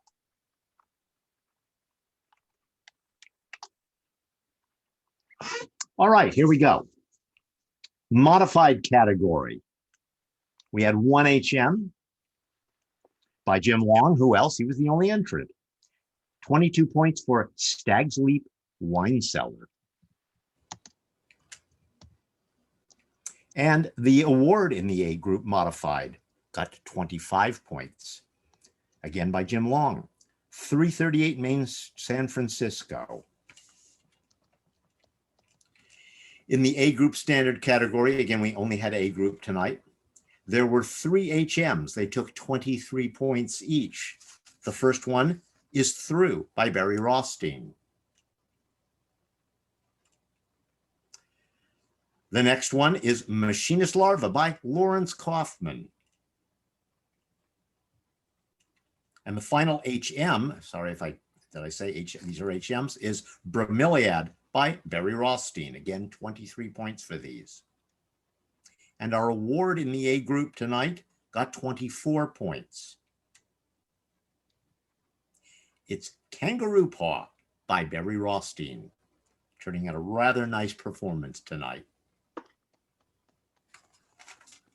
So that concludes our competition for January. Thank you to the judges. Thank you to our participants.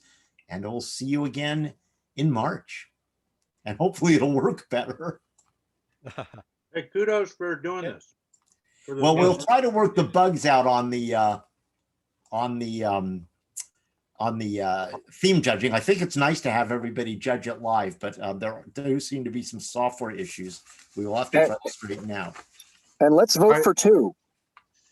Yeah. All right. Well, we will discuss that. Maybe you will take the theme judging on yourself next time. I'd be happy to delegate that out. Yeah, if people are interested in just helping to plan the meetings, we have a board. Yeah, we're all for it. Board meetings are, what are they, second Tuesday of the month. Everybody's welcome. Yeah. So contact me offline if you want to be a decision maker and maybe do things better. Oh, We need no, a quality not that. control. What? Oh, no, not that. And I'd like to add something to that, Steve. I'm not a board member, but I volunteer for. I thought you were a board member. She just plays one on TV. Oh, okay. Like I volunteer for different things like the show and tell. Also, if someone's giving a presentation, I might volunteer to help out with maybe monitoring the chat. So you don't have to, well, at least in my case, as Steve pointed out, the more help, the better. And it can be in smaller roles like I'm doing. Yeah, you don't need, And Valerie comes to our board meetings. I do. yeah, Yeah. you don't need to be a board member to go to the board meetings. So if anybody's interested, like I said, contact me off list. David Starkman, were you going to do something with the archives? Yeah, let's see if I can share a screen here. Actually, yeah, hold on. Okay, after that, we're going to have show and tell. And as I said before, show and tell's just 3D stuff, and we'll have that after David goes over his thing. Go ahead. Hold on, I have to get it on screen here a moment. Let's see, there's that. Just a moment. Come on. Oh, there it is. Share screen. Here it is. So I actually don't have, let's see, share here. All right, are you seeing this? Mm-hmm. Okay, so this is not actually nothing new on the club archive, but sort of related because Susan and I work on this as well. Something different for the 3D Legends page, which is normally 3D people who are no longer with us, but we decided to do a page about the Academy of Stereoscopic Arts and Sciences, which is an organization, a dead organization rather than a dead person. And we learned about this. If you see, are you all seeing this, by the way? And can you see my cursor when I do that? Yes. Yes. Yeah. So this package here that says 1951 Academy Award winners, the 10 greatest stereo color slides of the world for the year 1951, as judged by the Academy of Stereoscopic Arts and Sciences, Hollywood, California. Susan and I picked this up quite a few years ago and never learned a lot about it. But then later on, we got more information, and thanks to several other people, Ron Labby and some others, we've started gathering more info, and also a fellow named Kent Oppenheimer. So this organization has nothing to do with the Academy of Motion Picture Arts and Sciences. I'm sure if they tried to do it today, they would get sued for the name, or if not for the name. If you see this little statue here, they called it the Stereoscar. At any rate, and this is Josie Oppenheimer, Kent Oppenheimer's wife, holding one of the statues. And here's a picture of the set we have blown up. And it contained 10 slides and a brochure and descriptions. And on this page, you'll be able to read all the descriptions from the brochure and see all these images. And again, you click on any one of these and it'll enlarge to full page for right-left viewing, for parallel or cross-eyed viewing. And so I just wanted to put a little plug in for that. And there's a lot of info.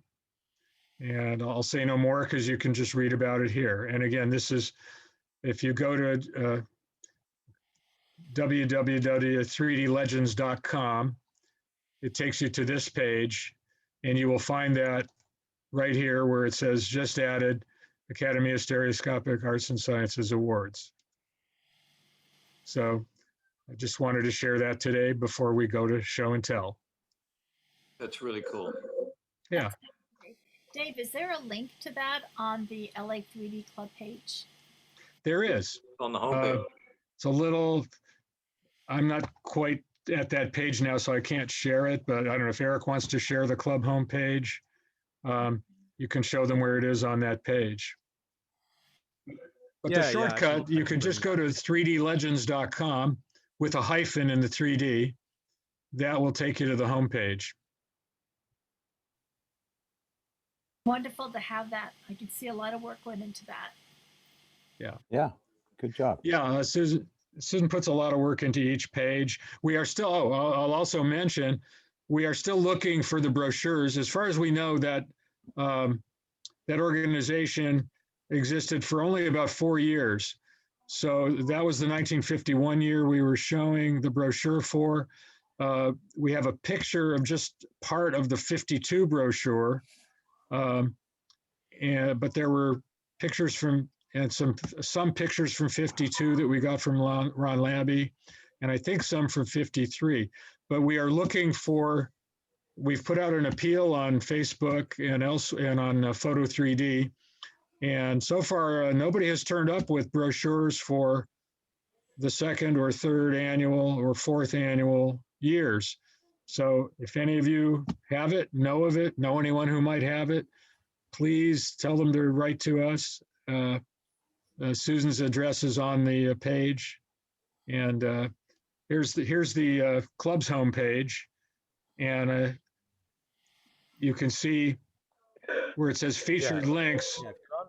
Featured links near the bottom of the page. The 3D Legends Hall of Fame. You can click on that to go there.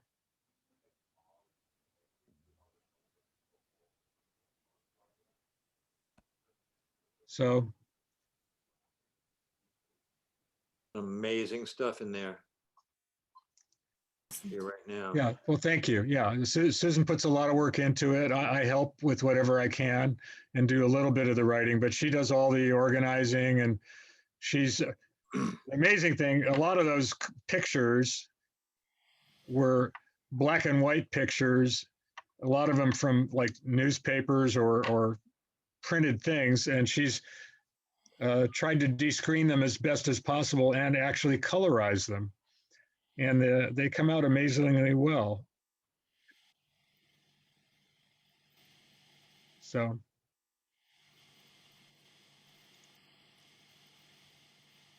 It's a Way to go, fantastic- Susan. Thank you. Okay, next we have Valerie is going to be leading the show and tell. Go ahead, Val. Hi, good evening, everybody. So hopefully you received a reminder about show and tell in email, and that's just to give people a little prep time in case they want to pull something out from their collection. And so far we have 3 people that would like to present. So if you have something, please add it to the chat or just tell us verbally and we'll add you to the list. So we're going to start with Bob Swarte, then we'll have Steve Barrison, and then David Starkman. Bob, are you at a place you'd like to share your screen? Or I am. Can you hear me? Can you hear me okay?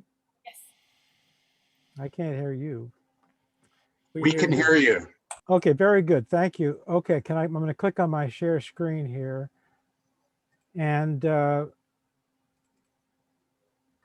you see it's where it says August 17th, 2001? Good. Yes. What you're about to see is a very short piece of video back in August 17, 2001. Some people I did not know tried to do an anaglyph 3D test at Times Square on the big animated signs. And I think my wife saw that thing in the paper about it. And I went down there with my camcorder, which is not a 3D camcorder. And I'm standing next to these 2 guys that are holding up little. I'm kind of full, actually. That's what's left. That's it. Oh, hold on. There's a whole They're holding up little red and green filters and looking at this thing. And I didn't know it was Sheldon Aronowitz and John Zelenka. I didn't know them at the time. And so anyway, this is a short thing. Unfortunately, it didn't work well, but you'll see, I pan over and you'll see the Times Square sign with the, the red green images. Let's see if this will work.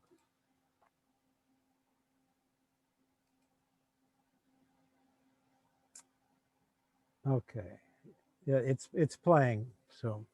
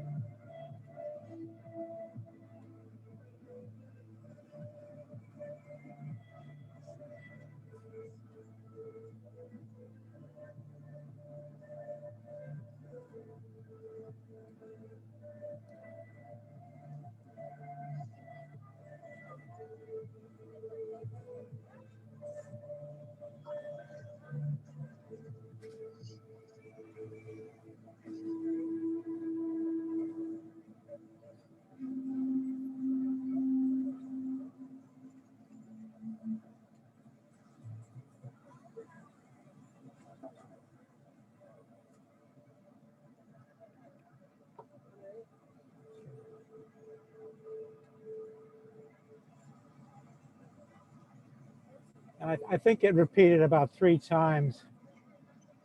So this is 1 month before 9/11, you know. You can see the anaglyph. You can almost see it.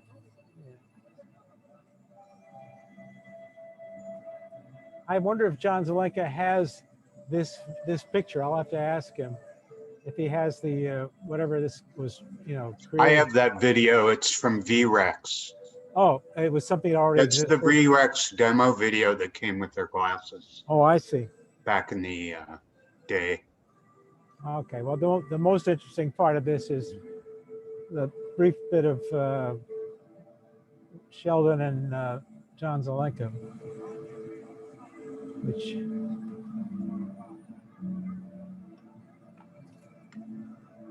I think we go I think back it's to, repeating now. yeah, now let's see. Okay. How do let me see.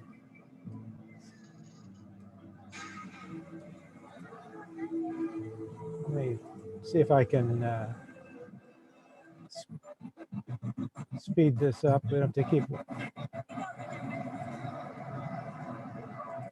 Okay, so there's Sheldon, and they're looking. They're holding up all these little colored filters to try to figure out which one works. And it didn't. Anyway, that's my show and tell. I'm going to click stop share. Thank you, Bob. You're welcome. Yes, thanks. I think it's really unique to see that they're experimenting in such a large public place with 3D. I think that's just really exciting. Growing up in New York, I would have loved to have seen that. I didn't quite catch. Did they pass out glasses to the public? No.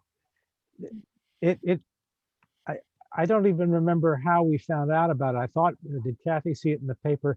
I wasn't a member of the New York Stereoscopic Society at the time. I didn't even know it existed. So it was quite strange. And now I know them all, but not then. Awesome. Thank you very much. But Valerie, I was a student at UCLA. I made films in the animation workshop. This is all before, you know, your time, way before your time. So I know UCLA animation from back then. And the other thing I want to just tell everybody, I was 11 years old in 1953. I saw Wings of the Hawk at the Paramount Theater in Hollywood. I saw the House of Wax at the Paramount Theater. Wings of the Hawks at the Pantages, I'm sorry. I saw Hypnotic Hick in 1953, all this stuff. It turns out I was interested in the horror films and the science fiction films. I saw Gog, the original release. But the Westerns, I didn't bother with the Western. I did see Hondo when it came out. But this stuff that Bob Furmanek is doing, I love it all, and just keep it coming. That's my story. Thank you for sharing. It's awesome. Let's see. Cool. Next up, we have Steve Barrison. Hey, everybody. Yeah, I have a thing here that I wanted to show. It's actually from a previous life. I worked at GE Healthcare for years. And this product, can anybody guess what it is? Trombone. What? Trombone. Yeah, it's like a trombone, but what it is, a 3D viewer. And Oh, Like this. so if you guys know the Hyperview that David Lee developed was based on this viewer, which is an X-ray viewer. Let's see if I can get this right. wow. Oh yeah, General Electric. Wow. And it's been out since the 50s. So That looks a bit heavy to wear. and they made more than one type of these. There's a few or 3 or 4. And if you see that picture behind me right there, that's actually taken by David Lee. I don't know if anybody knows David Lee, but he took mostly medium format shots. That's a Bodhi. And then we developed this viewer. And now I'm actually coming out with the new viewer that I'm making is actually more based on this than his viewer. So it'll be coming out in a few weeks. So What's the difference between the two? between what? Between the two different viewers, the David Lee that you were selling before and this one? The new one's going to be with an angle. See how this one's angled? The David Lee was just a box. Yeah. The new one I have coming out is going to be angled. I was able to make it easier using CNC technology. So another difference between, that's an improvement on this viewer that both the new viewers have, is the David Lee viewer and my viewer are both 45-degree viewers. So if you view something close up and far away, it's still going to look right. Whereas this viewer, the angle goes out a little more. So you get a trapezoidal effect. Most people won't notice it, but it makes it so you don't have to, the convergence is always the same.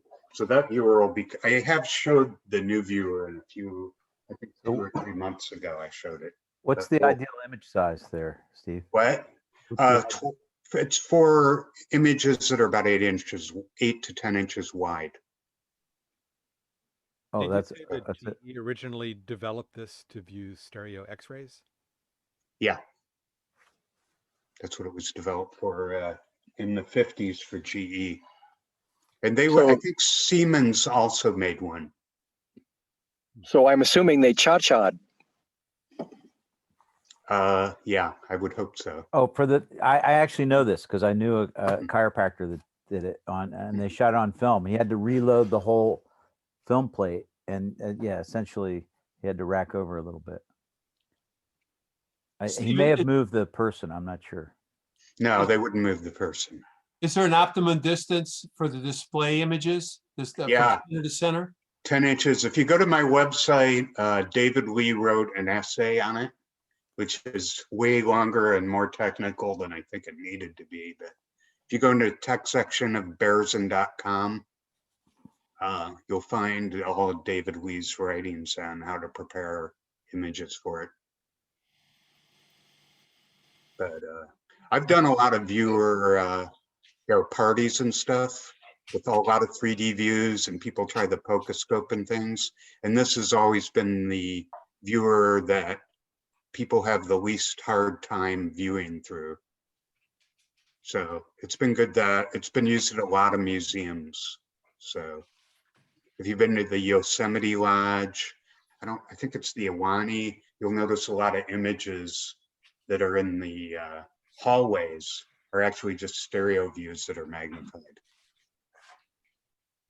Okay, thank you. Yeah, I have one of those viewers. I use it for large prints. Mm-hmm. And I was never sure how big I could make it with the prints. I wasn't sure how big the prints I could make and make it work. So, yeah, you don't want to go too much over 10 inches. We have other viewers that work for larger images. Okay, I'd like to talk to you. They're actually smaller viewers. Oh, but really? They work for larger, like this viewer will work for a larger image, and that's because it isn't limited to the 45 degrees. Oh, I see. Or this stereoscope. That one. Right. What's it called? I can't see. It's This one?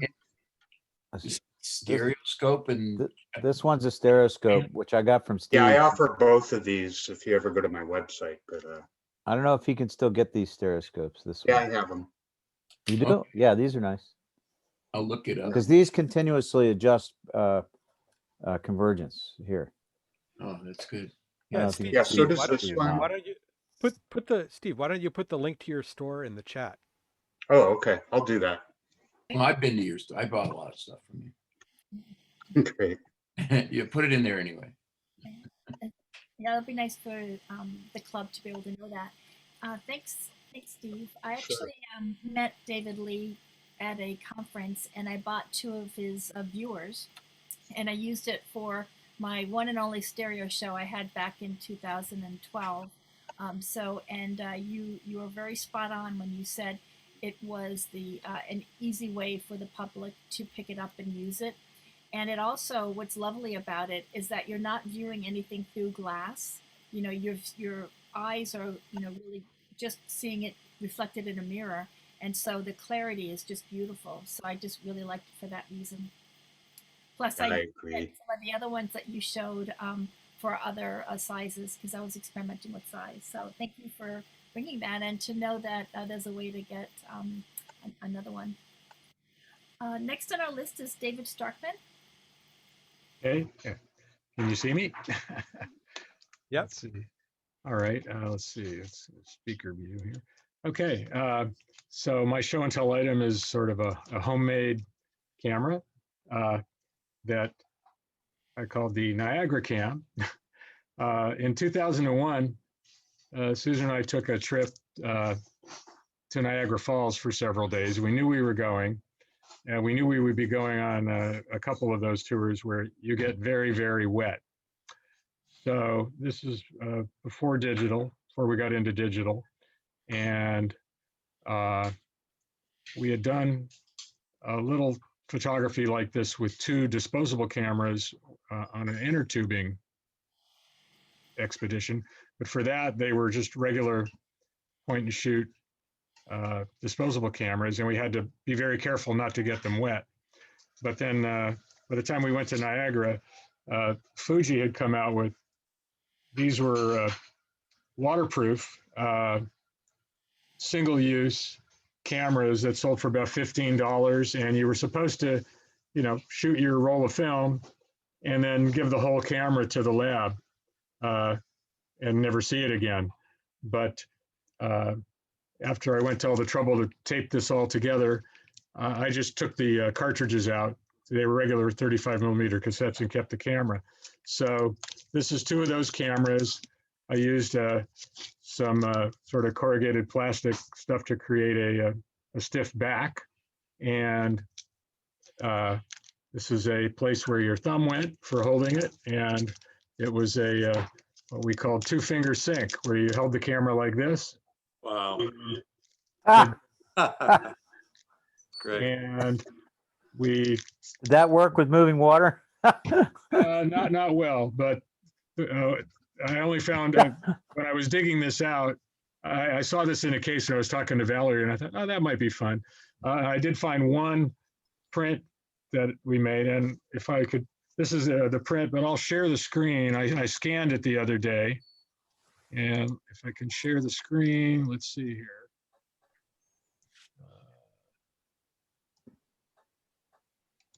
Will this work? But they sold it glued together like that, or you No, glued no, it no, together? no. This is all, can you see this now? So No, you this is improvised. all Yeah. clear tape, and there's a little bit of foam in the middle, and you know. So you improvised on location. That's awesome. Wait, Where you went? I wanted to share the, hold on, the screen that I have the, why can't I get to this? Hold on.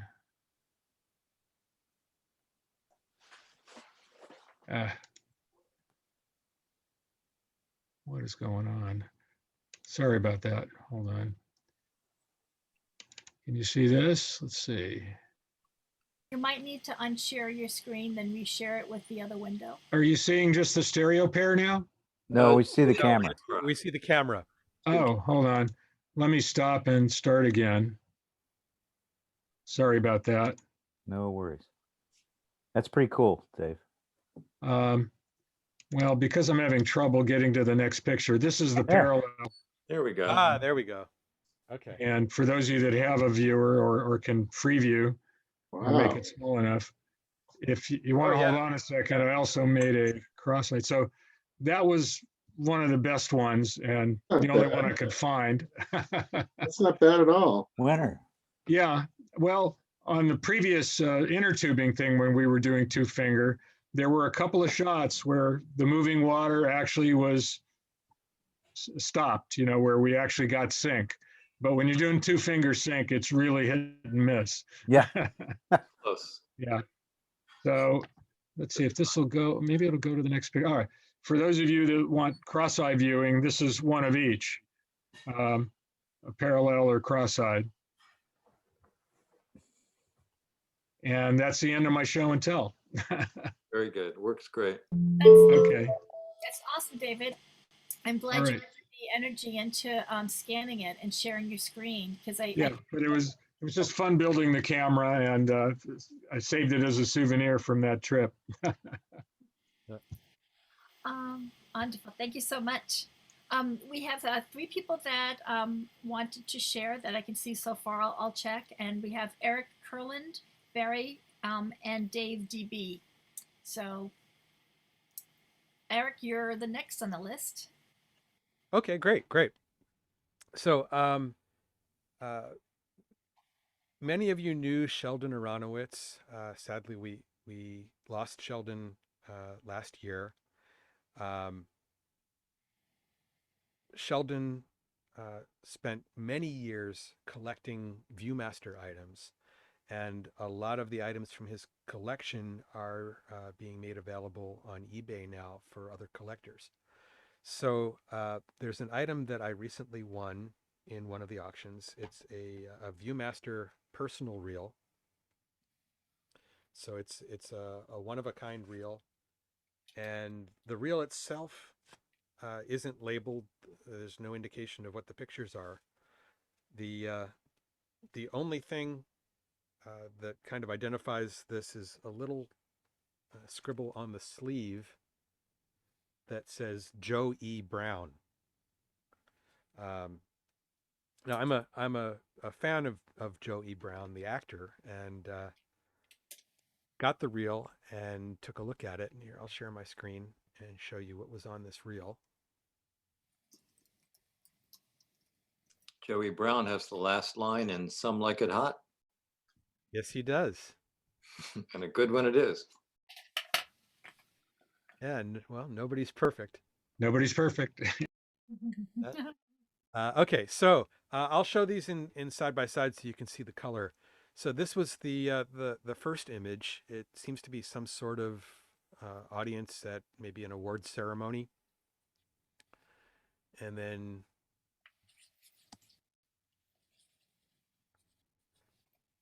again, someone who's just received an award. Unfortunately, the plaque that he's holding was too dark to be able to read, so I don't know what this award was for.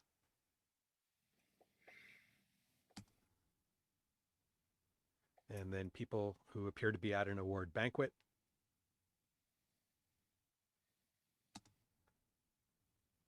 And then a gentleman looking at a Viewmaster. So this is very, very meta, a Viewmaster of someone looking at a Viewmaster. And we get a little bit closer. This gentleman looking at the Viewmaster. And sure enough, it's Joe E. Brown looking at the Viewmaster. And I guess after he looked at whatever was on that Viewmaster, he stuck around to sign autographs. So I really like this reel. I'm glad I got it, and glad I had a chance to share it with you. That's so interesting, Eric. When you were bidding on it, you didn't know what it was, or were you surprised when you got it? All I knew was it was listed as a reel of Joe E. Brown, and I think they had included that last picture of him signing the autographs. Yeah. In the listing, so I knew he was on the reel. It was really interesting to find out that it's a reel of Joe E. Brown looking at a Viewmaster. It's very fun. I'm glad you had it. That was a fun surprise.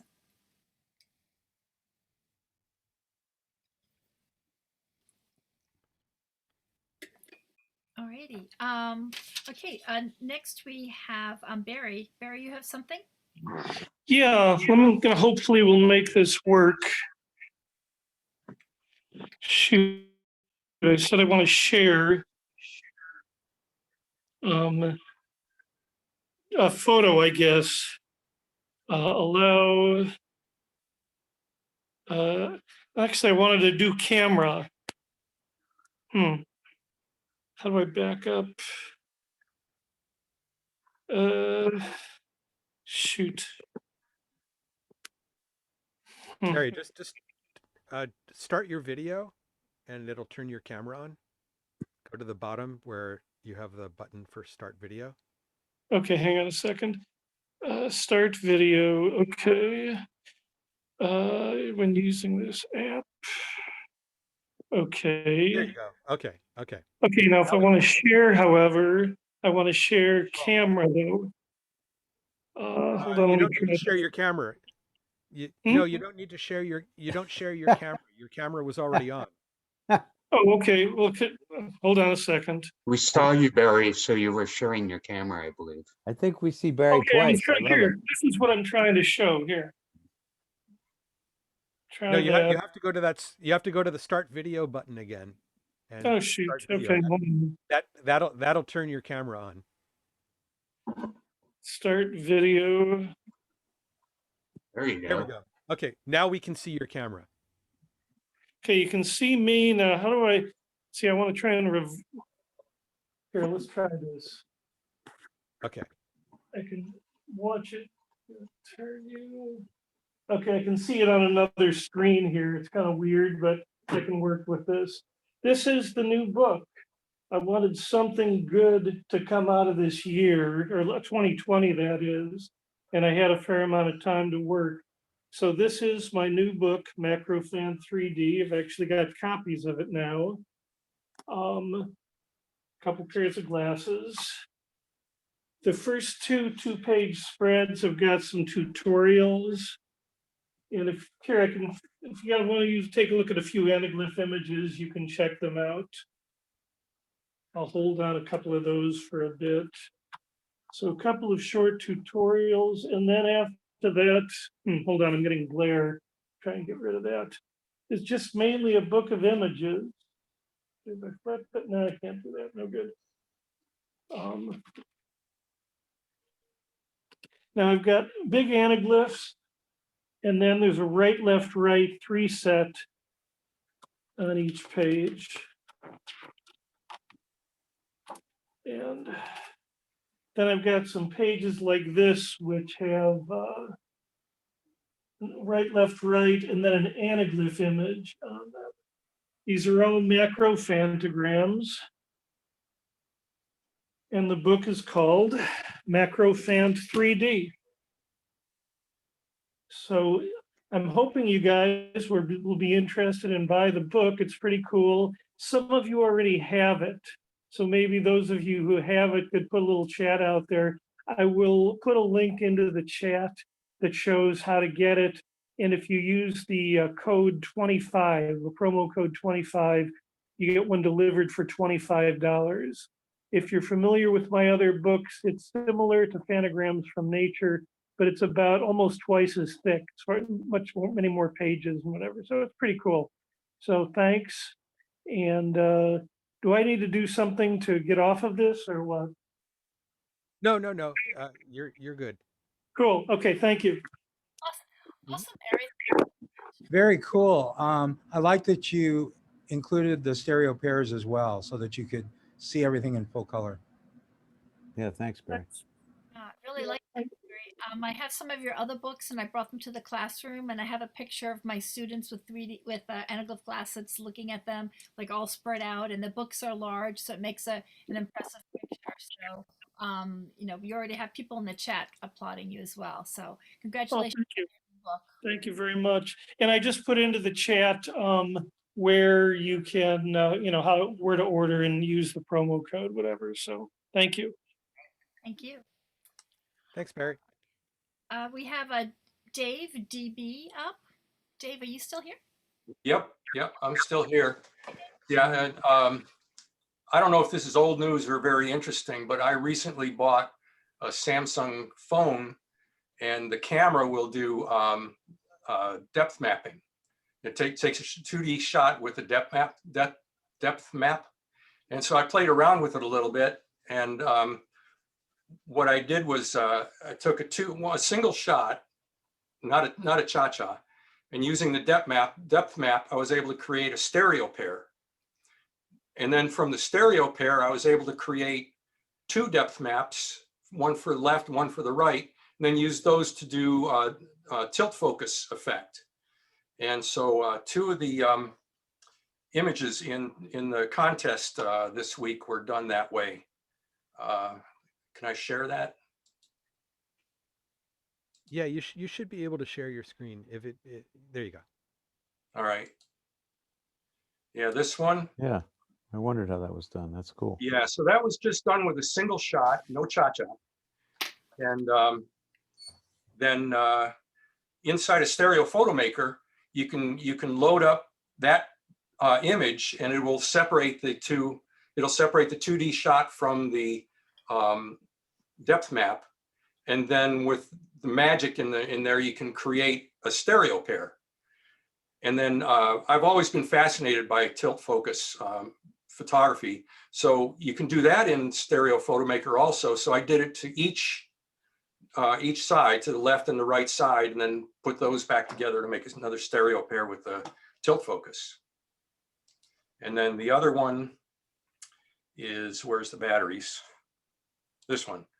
It's not a real dramatic shot, but I think what I got here, what I found out is that depth map works pretty well to quite a long distance, quite a bit of depth in there. This picture, when without the tilt focus, is clear. It's sharp all the way back. Everything's in focus, totally in focus. So then the other thing was this, where's my choo-choo? Anybody see a train? There it is. Now this is a regular, I took this one with my homemade digital camera and then just used that same technique for doing the tilt focus on each side. Because this one also had totally in focus to all the way back. So that's my thing. Also, can you show that last image again? I didn't get my viewer up quick enough. Awesome. What's the name of this technique again? I'm sorry. What was it? He has it in cross view, I think. Oh, yeah. I'm sorry. What did you say? What's the name of the program or the?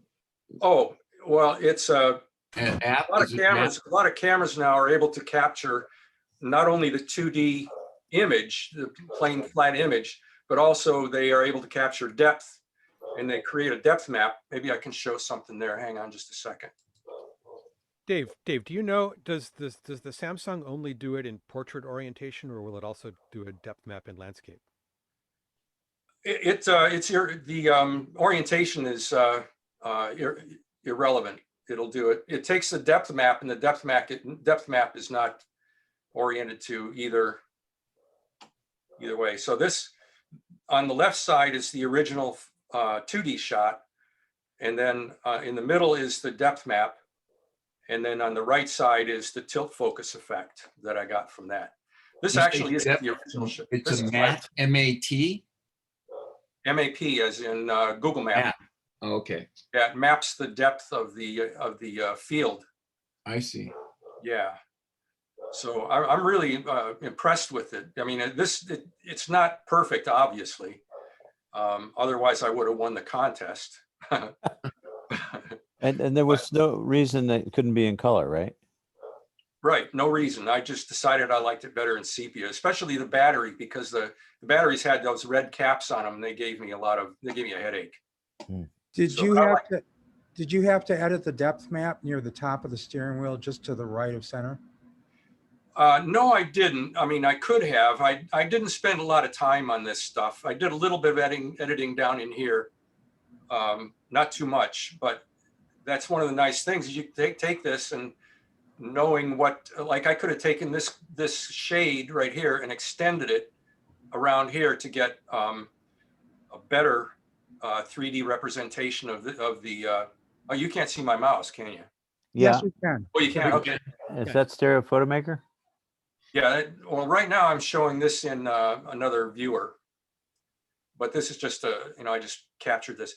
But you can do a lot of repair on it. I just didn't think I needed to do that in order to just throw something in the contest. what's very cool about what you're doing is that this will work at any orientation so that you could tilt the image at 45 degrees and you'd still be able to get stereo out of it, which we normally can't do with our 2-camera setups. Yeah, the only thing that's orientation dependent is when you get it into Stereo Photomaker.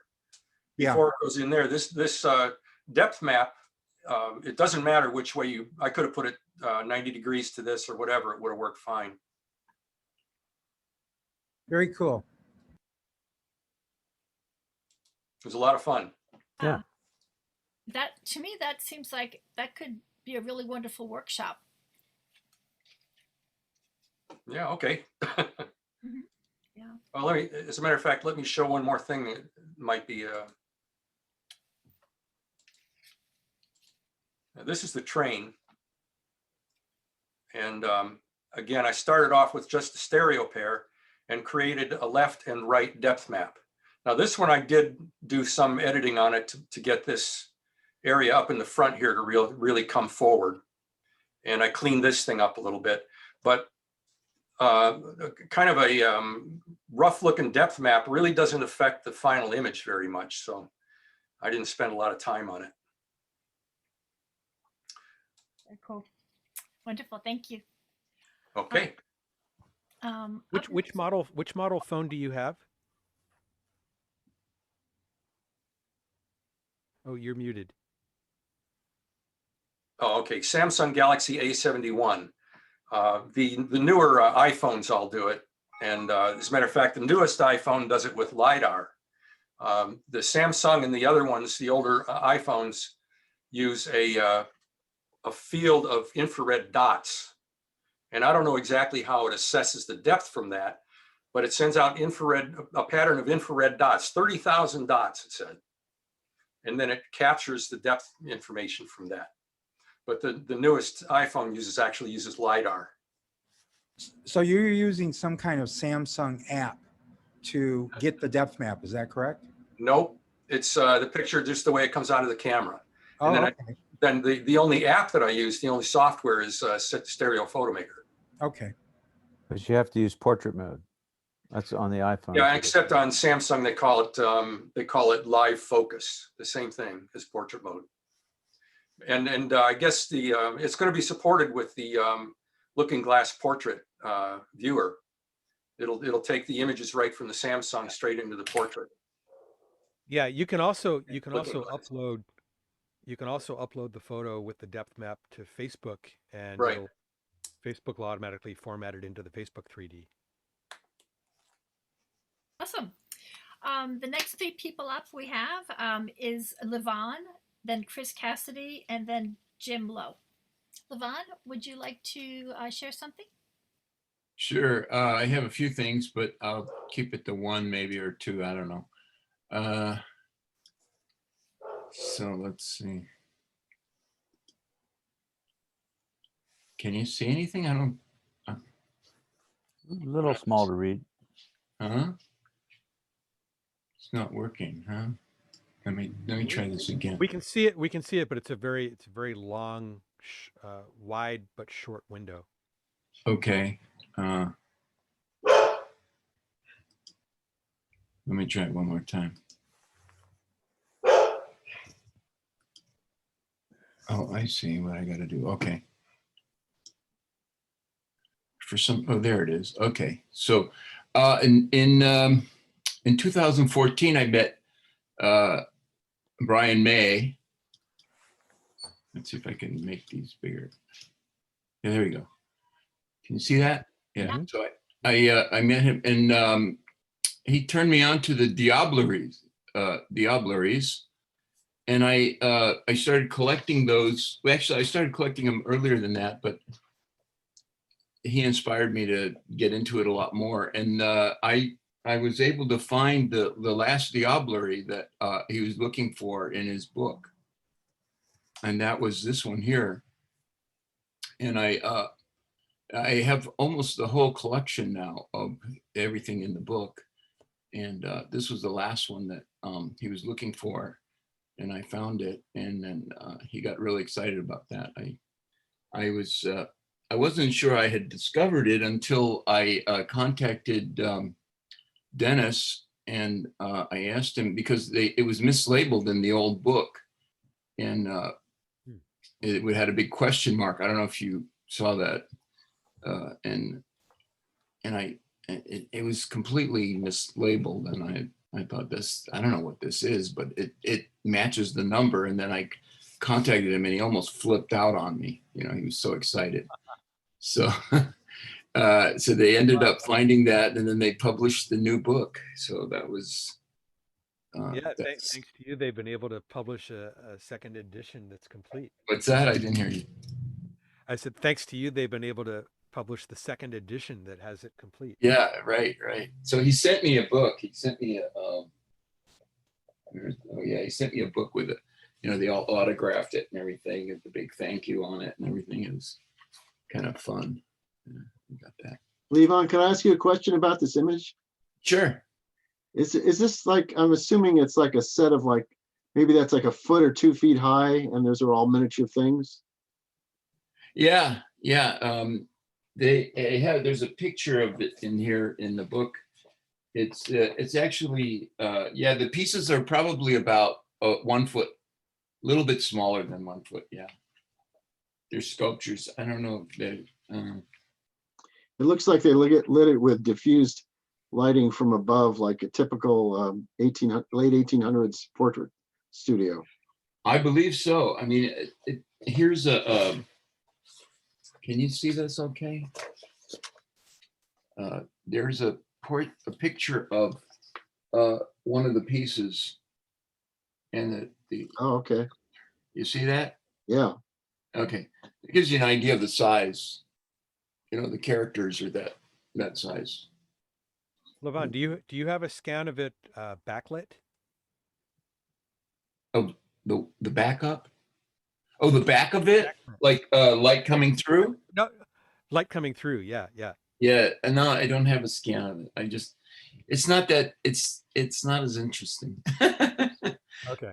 But I think they have it in the book. Hold on. Were they prints or transparencies? I thought they You were know, they're transparencies. Yeah.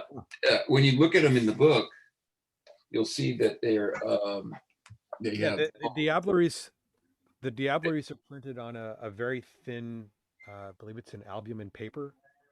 Yeah, human, and then they also have tissues in the back, and they hand color them. Yeah, and they're beautiful, gorgeous. So when they're front lit, they're monochrome, and when they're backlit, they're color. Let me see if I could get some better light for you guys. Where did you find this?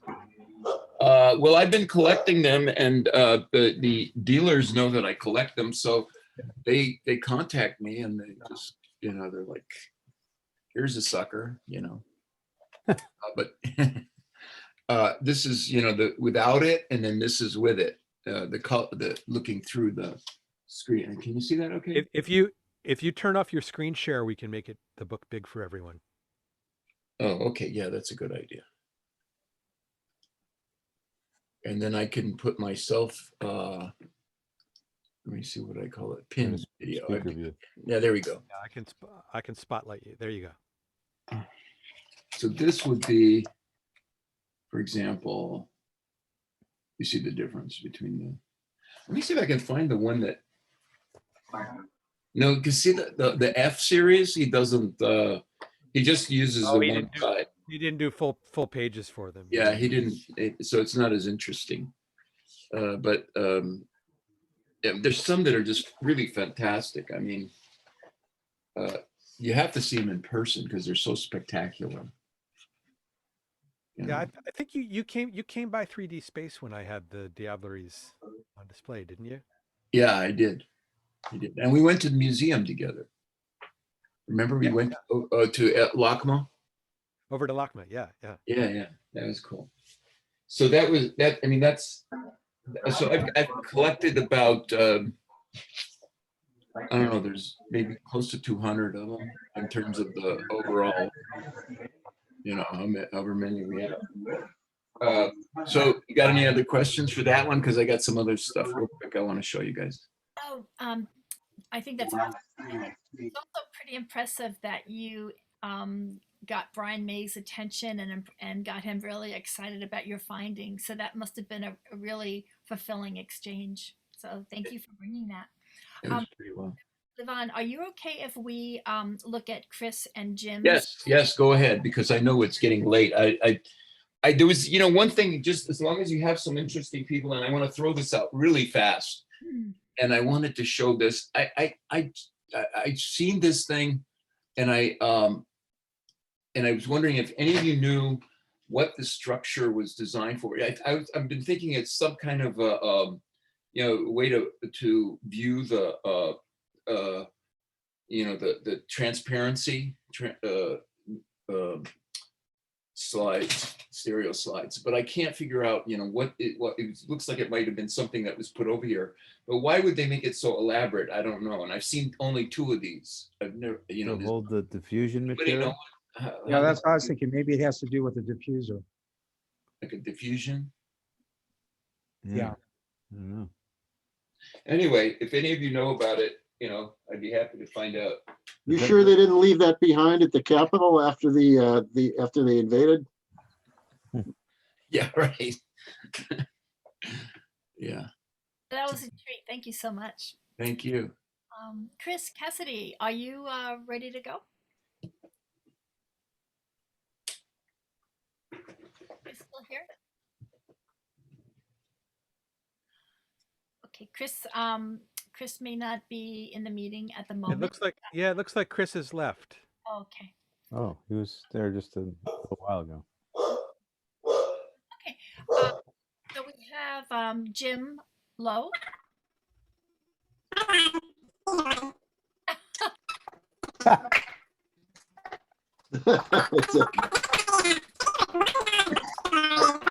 Jim, we can't hear you.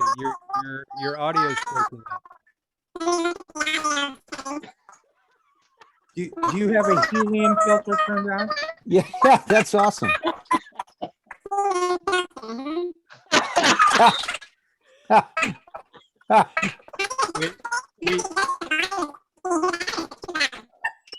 Somebody's doing that on purpose.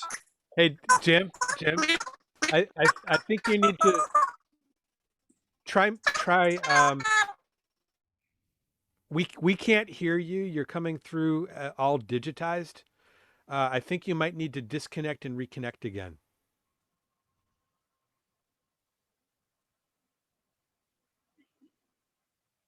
That was pretty trippy, man. Okay, now you're muted. Try unmuting and let's see what happens. No. We still. Tell you what. Try. I've seen this happen. Something's making you sound like Mickey Mouse. It's those helium balloons.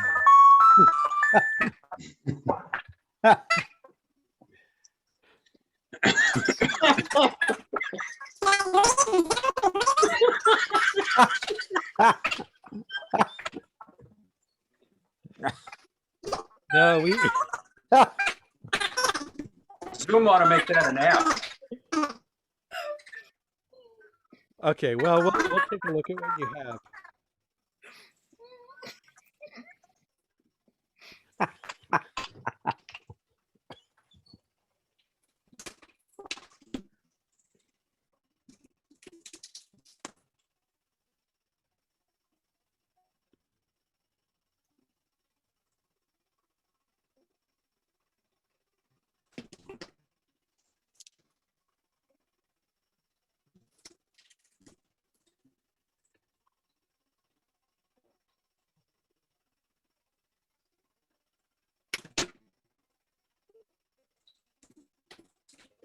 Jim, try speaking really slowly.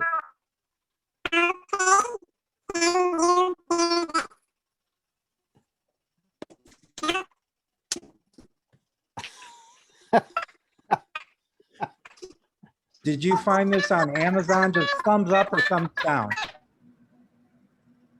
No, okay.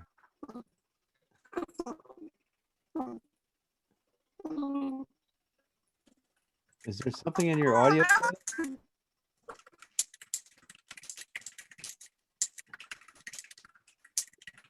Valerie, maybe you can go to the next person and then back to Jim. He could dial in on his phone.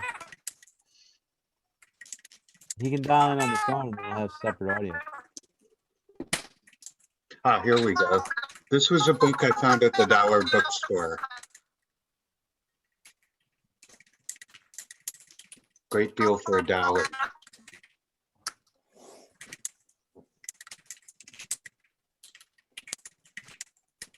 Can we see the cover again? I'd love to see the cover. Oh, so they stole his conversions.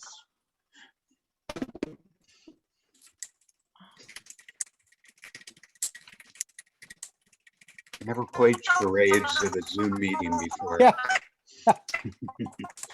3 words, first word, 2 syllables. Book. Can you type into the chat the name of the publisher?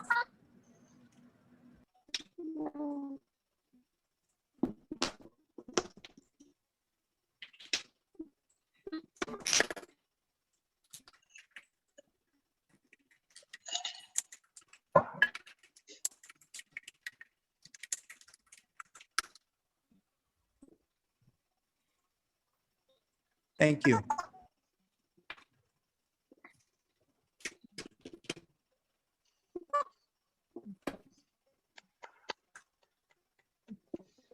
Well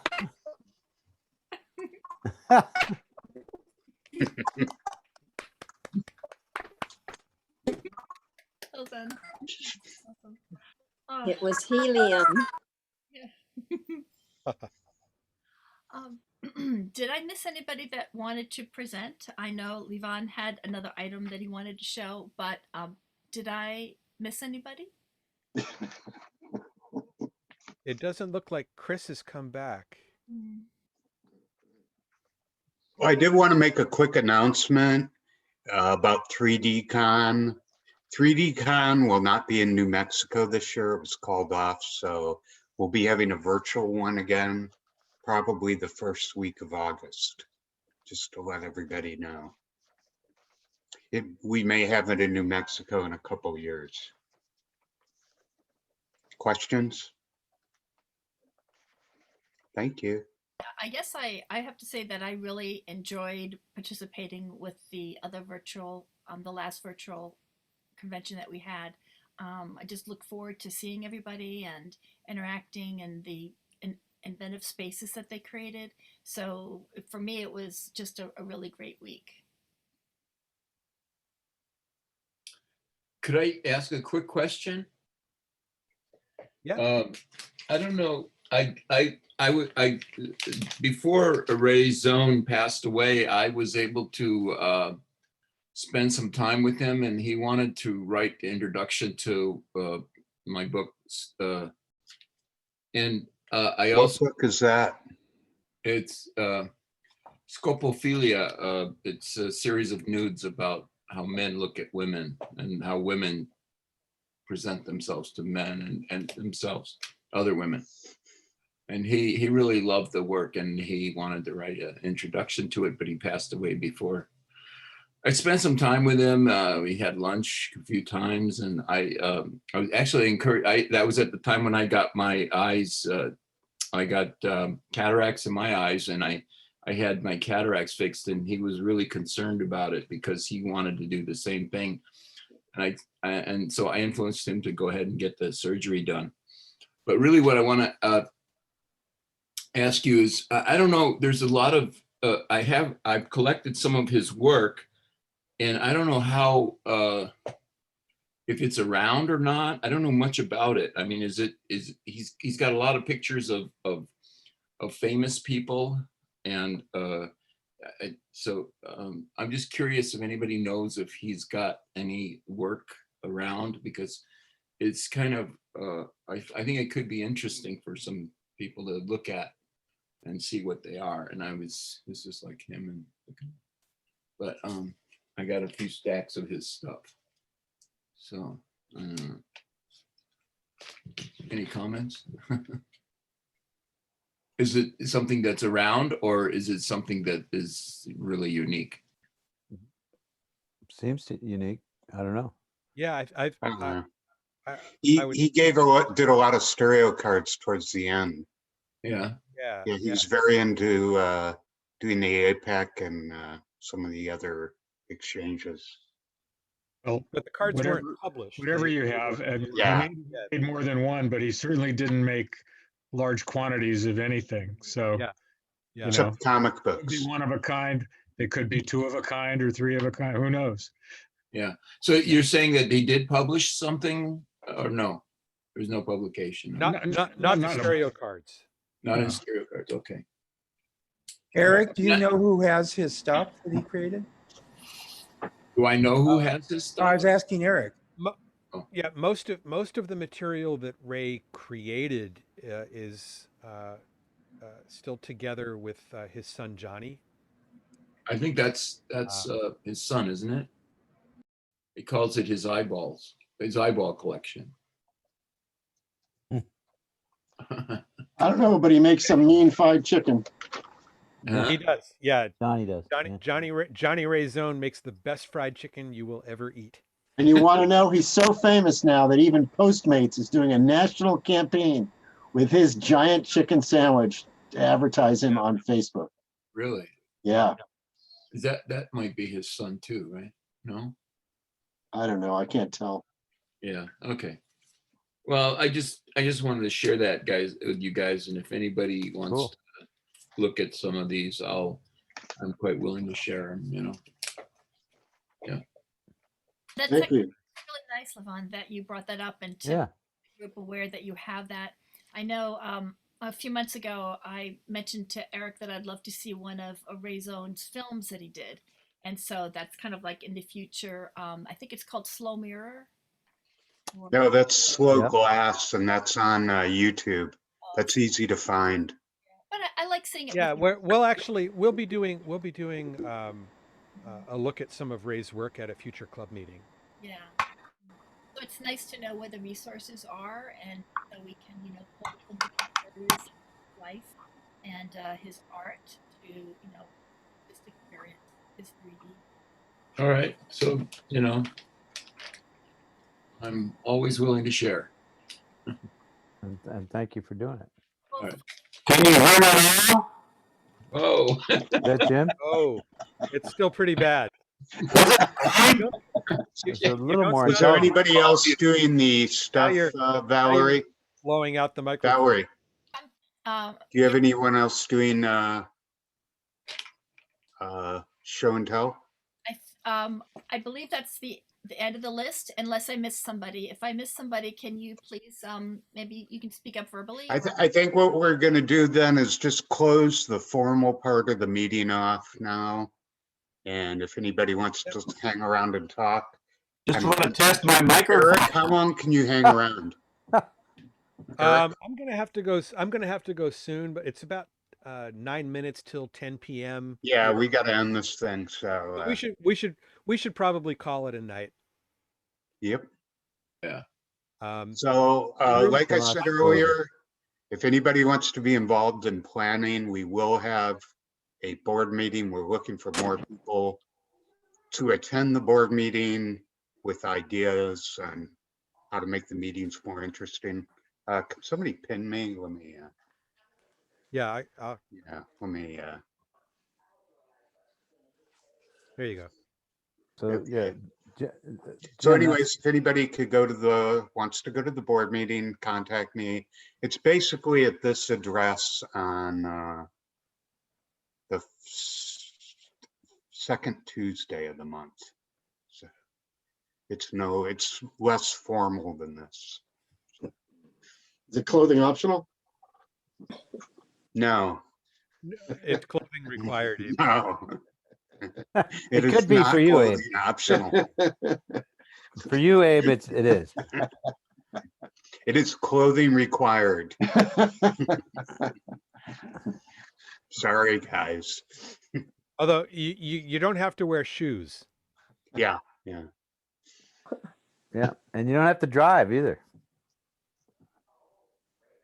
Hey, Steve, Okay, what time? that's it for me. Night, Oh. everybody. So I wanted to ask Jim the because he's got recording. his mic working. Those people were stealing his images. Can you hear me? Yes, better. Is it better? I was turning off the auto adjust. Well, you know what? Right now you're over modulating right now. It's a little hot, but yeah, you're but he's- intelligible. Let me turn it down a That's little what bit. he's saying. How about now? Still Better. over modulating. Better? Yeah. You're Intelligible? you're still blowing out. It's peaking. Okay, I'm going down more. Yeah, that's better. That's better. Where's your COVID beard? I actually shaved yesterday. Hey, I'm gonna I stop don't the shave recording. every day, that's for sure. I'm gonna stop the recording. We can stick